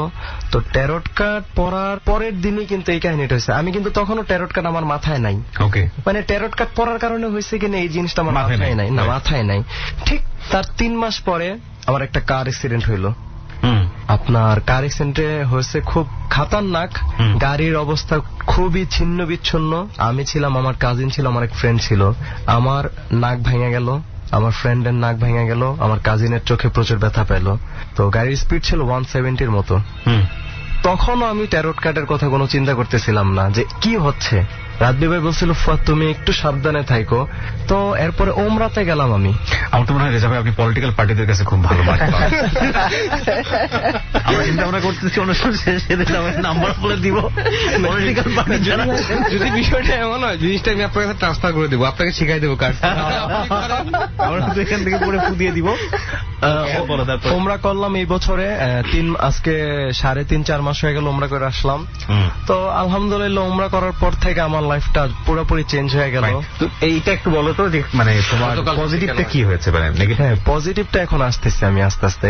তো গত পরশুদিন রাত বিভাগে ফোন দিয়ে বললো, ফুয়াদ তোমার সাথে একটু কথা আছে। আমি বলি কি ব্যাপারে? বলে ট্যারট কার্ড। তো শোনার পরে হ্যাঁ আমার ট্যারট কার্ড আই কান্ট। বলে তুমি এই যে কিবরিয়া ভাই আমাকে ফোন দিছে, তুমি একটু এবিসি তে যে একটু ট্যারট কার্ড ব্যাপারে বলবা। মানে ধরো এইসব কার্ড টার্ড আমার এগুলো ভাল লাগে না, এইসব আজাইরা জিনিস বা এগুলা উল্টা পাল্টা, এটা আপনি জীবন আর পড়বেন না। এই জিনিসটা হচ্ছে টোটালি একটা ফাউল জিনিস। আমি বলতেছি কারণ এটা বিশ্বাস করলে ইমান নষ্ট হয়ে যাবে, কুফরি কালাম এগুলা। তো আমি ডাইরেক্ট বলছি এগুলা দেখারও দরকার নাই, এগুলা বিশ্বাস করারও দরকার নাই, এগুলো অ্যাভয়েড যতটুকু করা যায় ততটুকুই ভালো। ওকে, ওমরা করার পরে তো লাইফ স্টাইল টোটালি চেঞ্জ, আলহামদুলিল্লাহ। Now I am totally too much happy. And পরশুদিন রাত বিভাগের বাসায় যাই, যেহেতু রাত বিভাগ আমাকে ফোন দিয়ে বলছিল যে এবিসি তে যাবো, ট্যারট কার্ডের ব্যাপারে কথা বলবো। তো রাত বিভাগের বাসায় যাই, আমি বলি ভাই কার্ডটা নেন তো আরেকবার দেখি। এখন তো এগুলা বিলিভ করি না, তো ভাই কার্ডটা নেন একটু দেখি, বহুত দিন দেখি না কার্ডটা, 1 ইয়ারের মতো হয়ে গেল। তো কার্ডটা ভাই বাইর করলো, আমি তো মানা করছিলাম। ভাইয়া বলছে তোমার আর দেখার দরকার নাই। আমি দৌড়ে আমি এগুলো বিলিভ করি না, আপনি নেন কার্ডটা নেন। কার্ডটা বের করার পরে অতীত বর্তমান ভবিষ্যৎ, অতীত যা বললো আই এম জাস্ট থান্ডার্ড। 4-5 দিনের মধ্যে যা হয়েছে উনি বললো মিলা গেল, মানে আমি তাও বলতেছি না মিলা গেছে। ওকে, ভবিষ্যৎ যা বলছে সেটা তো ওয়েট করতেছে, ওইটা ওয়েট কি ওইটাও হয়ে গেছে। বর্তমান যা এটাও খুব সুন্দর মতো হয়েছে। বাট এই সেকেন্ড বারের মতো পড়ার পরে আমি জাস্ট, আমার কি হলো, ভাইয়ার বাসা থেকে যাওয়ার পরে আমি বাসায় গেলাম, আমার মোবাইল আমি চার্জে দিছি, এশার নামাজ পড়া আমি মোবাইলে চার্জে দিলাম, হঠাৎ মোবাইল অন মোবাইল অফ হয়ে গেল, আর অনই হচ্ছে না। গতকাল আমার স্টুডিওতে আসার কথা, রেকর্ডের কথা ছিল। আমার আরেকটা আছে স্যামসাং S4 মিনি, ওইটাতে আমি সিম ঢুকে সিমটা বের করব, সিমের জ্যাকি ভাঙা গেছে। মানে আমি যে আমার সিমটা কোন একটা মোবাইলে অ্যাক্টিভ করব ওটার কোন স্কোপই নাই। ফেসবুকে যে বসবো আমি ভাইকে বলবো ভাই আমি আসতে পারতেছি না, ওটারও কোন স্কোপ নাই। সারাদিন মোবাইলের জন্য দৌড়াদৌড়ি করলাম। গতকাল মোবাইল কিনতে গেলাম, মোবাইলটা কিনা হইলো না। টাকা পয়সা সব রেডি, দোকানে যা ওয়েট করতেছি, মোবাইল আসেন, আব্বু বলার মোবাইল কিনা দরকার নেই, চলো চলে যাই। মানে আমি কিছু বলার নাই, পজিটিভ নেগেটিভ দুটোই আছে। পজিটিভ আছে, পজিটিভ আছে। মোবাইল তো ইনশাআল্লাহ দেখি একটা নতুন সেট নিব। এন্ড ট্যারট কার্ডে আবার আমার ফ্যামিলি রিলেটেড কথাগুলো আসছে, এই কথাগুলো আমি এখানে বলবো না, যেহেতু আমার ফ্যামিলি আগে। তো এমন কিছু বলছে আর এমন কিছু হয়েছে, মানে আমার ক্ষতিটা যদি 10% হয়, আমার লাভটা হয়েছে 90% এবারে ট্যারট কার্ডের পরে। বাট আমি এতটুকু বলবো, আমি আমার লাইফে যদি বেঁচে থাকি কোনোদিন আর ট্যারট কার্ড ট্যারট কার্ড এতটুক অভিশপ্ত কার্ড, যদি আপনার ভালো হয় খুবই ভালো হবে, আর যদি খারাপ হয় আপনি ধ্বংস হয়ে যেতে পারেন। আমি একদম নিশ্চিত বলে দেব ভাই, দেখেন না, পড়তে আসেন না। সাহস যদি থাকে আপনাদের, পড়ার যদি ইচ্ছা থাকে, আপনারা আসেন, পড়েন। ভিকটিমস আমরা, আমাদের তো আপনাদের শোনারও দরকার নেই, আপনারা আসেন নিজেদের মতো নিজেরা। ভাই বলে দিতে পারেন যদি কেউ আত্মহত্যা করতে চান তাহলে আত্মহত্যার আগে ট্যারট কার্ড পড়েন। আসলে কি আমরা, আমার লাইফে যা হয়েছে এটা আমি শেয়ার করছি। ফাইন, আসা না আসা হচ্ছে আপনার। আমরা এখানে পাবলিক, মানে আমাদের লিসনার যারা আছেন তাদেরকে যেটা বলতে চাই, এটা একটা পুরোপুরি নন সায়েন্টিফিক একটা ব্যাপার, তবে এটার এক্সিস্টেন্স সারা ওয়ার্ল্ডেই আছে। এই ট্যারট কার্ড ব্যাপারটা এরকম না যে শুধু রেজা ভাই, বাংলাদেশে হয়তো বেশ কয়েকজন পড়েন, তাদের খবর আমরা তেমন একটা জানি না, হয়তো অনুষ্ঠান শুনে অনেকে ইন্সপায়ার হতে পারেন, তিনিও আসতে পারেন, তাকে আমরা মোস্ট ওয়েলকাম করবো। যিনি ট্যারট কার্ড রিড করেন তাকেও আমরা অবশ্যই ওয়েলকাম করব। কিন্তু এটার কোনো জিনিসই আমরা রাগঢাক করিনি। এটা এমন ধরনের বিষয় না যে আপনাদেরকে বেশি বেশি ইন্টারেস্ট দেবার জন্য আমরা এটা নিয়ে খুব পজিটিভ কিছু বলবো। ওনার লাইফে যেটা হয়েছে উনি সেটাই এটা বলেছে। এবং এখানে একটা জিনিস মোটামুটি ভাবে রেজা ভাইয়ের কথা যদি আপনি মনে নেন, বা রেজা ভাইকে যদি আপনার বিশ্বাস করার একটা ব্যাপার থাকে, তাহলে এটা একটা বলতে পারি আমরা যে না, এই কার্ডের মাধ্যমে সে এমন কিছু একটা করে যেটা খুবই কৌতূহল জাগে মানুষের মধ্যে। এখন উনি স্পেশালি ফোকাস করছে যে আপনার লাইফে যদি কোনো প্যারানর্মাল অ্যাক্টিভিটিস থাকে, প্যারানর্মাল অ্যাক্টিভিটি নিয়ে নিশ্চয়ই আপনারা জানেন, আমরা বলি অধিভৌতিক ঘটনা, যে একটা কিছু হয়ে যাচ্ছে, আপনি কোনো সমাধান খুঁজে পাচ্ছেন না। হ্যাঁ, এখানে আসলে যে আপনি প্রচুর ধন সম্পত্তির মালিক হবেন, কিংবা এখানে আসলে যে আপনার জীবনে সব সমস্যার সমাধান হয়ে যাবে, ব্যাপারটা এরকম না। অনেকেই কিউরিওসিটির জায়গা থেকে এটা করে, তবে সাইড ইফেক্ট আছে, সাইড ইফেক্টটাও অনেক বেশি সচেতন হওয়া জরুরি। সাইড ইফেক্টটা ইরেজ করার কি কোনো ওয়ে আছে, মানে কমিয়ে ফেলা বা এরকম? ওয়ে আছে, সাইড ইফেক্ট কমানোর ওয়ে আছে আসলে। তার আগে একটা কথা বলি, আমি বাংলাদেশে যে আঙ্কেলটা ট্যারট কার্ড পড়তেন তিনি মারা গেছে আর কি। অনেকে আছে পরে, বাট এটা আসলে হয় না, পড়া হয় না, রাইট ভাবে পড়তে পারে না, কিছু হয় না। আচ্ছা, একুরেট আমার জানার মতো একজনই ছিলেন, উনি মারা গেছে। তো এই সাইড এফেক্টটা কমানোর জন্য আমরা প্রোটেকশন নিয়ে বসবো। যদি নেক্সট টাইম আমাদের যারা লিসেনাররা আছে ওরা যখন আসবে, আমি চেষ্টা করব সর্বোচ্চ প্রোটেকশন নেওয়ার, তারপরও একটু রিস্ক থেকে যাবে ওনার। তাহলে আপনি স্পেশালি কাদেরকে ইনভাইট করছেন আসার জন্য? ইনভাইট করতেছি যারা ভুক্তভোগী। আমরা চাচ্ছি যে যারা কৌতূহলবশত আসবে তার চেয়ে বেশি আসুক যারা ভুক্তভোগী, যাদের ফ্যামিলিতে প্রবলেম চলতেছে, মানে প্রবলেম মানে ঝগড়াঝাটি না, সামথিং প্যারানরমাল, এবং যাদের জীবনে ভৌতিক ঘটনা ঘটছে। আমি তো অনেক ঘটনায় শুনি যে এই ঘটছে, ওরা এগুলো দেখে, রাস্তায় বেরোলে অনেক কিছু থাকে, স্বপ্ন দেখে, বা ফ্যামিলিতে সবকিছুই ঠিক আছে, তারপরও কিছু একটা জানি মিসিং। মানে তার মানে আমরা ব্যাপারটা এরকম যে আমরা কাটা দিয়ে কাটা তোলার চেষ্টা করছি, কাটা দিয়ে কাটা তোলা, আমরা ওদের সমাধান করার চেষ্টা করবো, মানে ভালো কিছু করার চেষ্টা করবো, খারাপ না, সেটাই আমাদের ইচ্ছা আর কি। ওকে, তো প্রিয় শ্রোতা, আপনারা বুঝতে পারলেন যে আসলে আমরা আসলে কাটা দিয়ে কাটা তোলার চেষ্টা করছি। তবে এটা কিন্তু অবশ্যই বারবারই বলি, এটা সায়েন্টিফিক কোনো বিষয় না। এই প্রত্যেকটা যে ঘটনাগুলো বা এই যে এতক্ষণ ধরে আপনারা আমাদের 12টা থেকে 1টা পর্যন্ত আমাদের সাথে ছিলেন, সবকিছুর মধ্যে এক ধরনের মিস্ট্রি আছে। মিস্ট্রি মানেই কৌতূহল, মিস্ট্রি মানেই ভয়। আমাদের যেই থিম, যে ডর মানে ভয়, আমরা কিন্তু সেখান থেকে বের হয়ে যাইনি, আমরা সেখানে একটা নতুন মাত্রা যোগ করার চেষ্টা করছি। পৃথিবীতে ভয় নিয়ে বিভিন্ন মাধ্যমে বিভিন্ন রকমের স্টাডি হয়েছে, tarot card is one of them. So tarot কার্ডের জায়গাটা থেকে আপনারা যদি আপনাদের আগ্রহের জায়গা থাকে, আপনারা চাইলে ফোনের মাধ্যমে আমাদের সঙ্গে যোগাযোগ করতে পারেন। আমরা সরাসরি আপনাদের সাথে স্টুডিও থেকে কানেক্ট হব, রেজা ভাই আপনাদের সঙ্গে কথা বলবেন এবং আপনাকে সে রিড করবেন, এবং আপনার যদি প্যারানরমাল অ্যাক্টিভিটিস এর মধ্যে থাকেন, ওনার কথা শুনে হয়তো আপনার কিছুটা হলেও ভালো লাগতে পারে। আর যদি একেবারে স্টুডিওতে এসে আমাদের এরকম আড্ডা দিতে চান, সেক্ষেত্রে আপনাকে মোস্ট ওয়েলকাম। তবে উনি আমাদেরকে আশ্বস্ত করেছেন যে উনি মোস্ট একটা প্রোটেকশন নিয়ে বসবেন। আর সবকিছুর শেষে আমরা যেটা বলতে চাই সেটা হচ্ছে, এগুলোকে নিছক একেবারেই ফান হিসেবে নেন, সিরিয়াস হওয়ার কোনো দরকার নাই। মনে করেন 1 ঘন্টা সময় আপনি খুব ভালো করে আমাদের সঙ্গে স্পেন্ড করলেন, ভুলে যান সবকিছু। সো দ্যাটস অল, আজকের মতো এই পর্যন্ত। একটা কথা, আরেকটা কথা দর্শকদেরকে বলবো যারা প্রোগ্রাম শুনতেছেন, জি, ডর মানে ভয়, আর সাথে ট্যারট সেগমেন্ট, চাঁদের 2টা সময় থাকে, full moon and no moon, এটা সবাই জানে, মানে অমাবস্যা এবং পূর্ণিমা। এই 2টা বিশেষ দিন, কিন্তু এর খেয়াল রাখবেন সবাই খেয়াল রাখবেন, বিশেষ দিন। ফুল মুন এবং অমাবস্যা, এই 2টার মাঝামাঝি যে সময়টা চাঁদ ছোট হয় বড় হয়, সেই সময় রাত্রে 12টার পরে টয়লেটে গিয়ে কেউ মিরর দেখবেন না। দেখেন, অনেকেই দেখেন, রেগুলার দেখেন। আমাদের যে টয়লেট বলতে আপনি যেটা বোঝাচ্ছেন, ওয়াশরুম, আমরা রাতেবেলা বাথরুম, হ্যাঁ, বাথরুম অ্যাটাচ থাক, পাশে থাক। আমরা ওয়াশরুমে যে যাই রাত্রে 12টার পরে, যদি ফুল মুন হয়, কি বললাম, কেন না করলাম, তাও তো প্রশ্ন। দর্শকরা বলবে যে হঠাৎ করে না করে, আমরা সবসময় দেখি, ব্রাশ করার সময় মুখ দেখি। শুধু আজকে এতটুকুই বলবো, যেহেতু প্রোগ্রাম শেষের দিকে, সেটা কিন্তু আপনি না, এটাই আমার কথা। কেন আপনি না, সেটা নেক্সট এপিসোডে বলবো।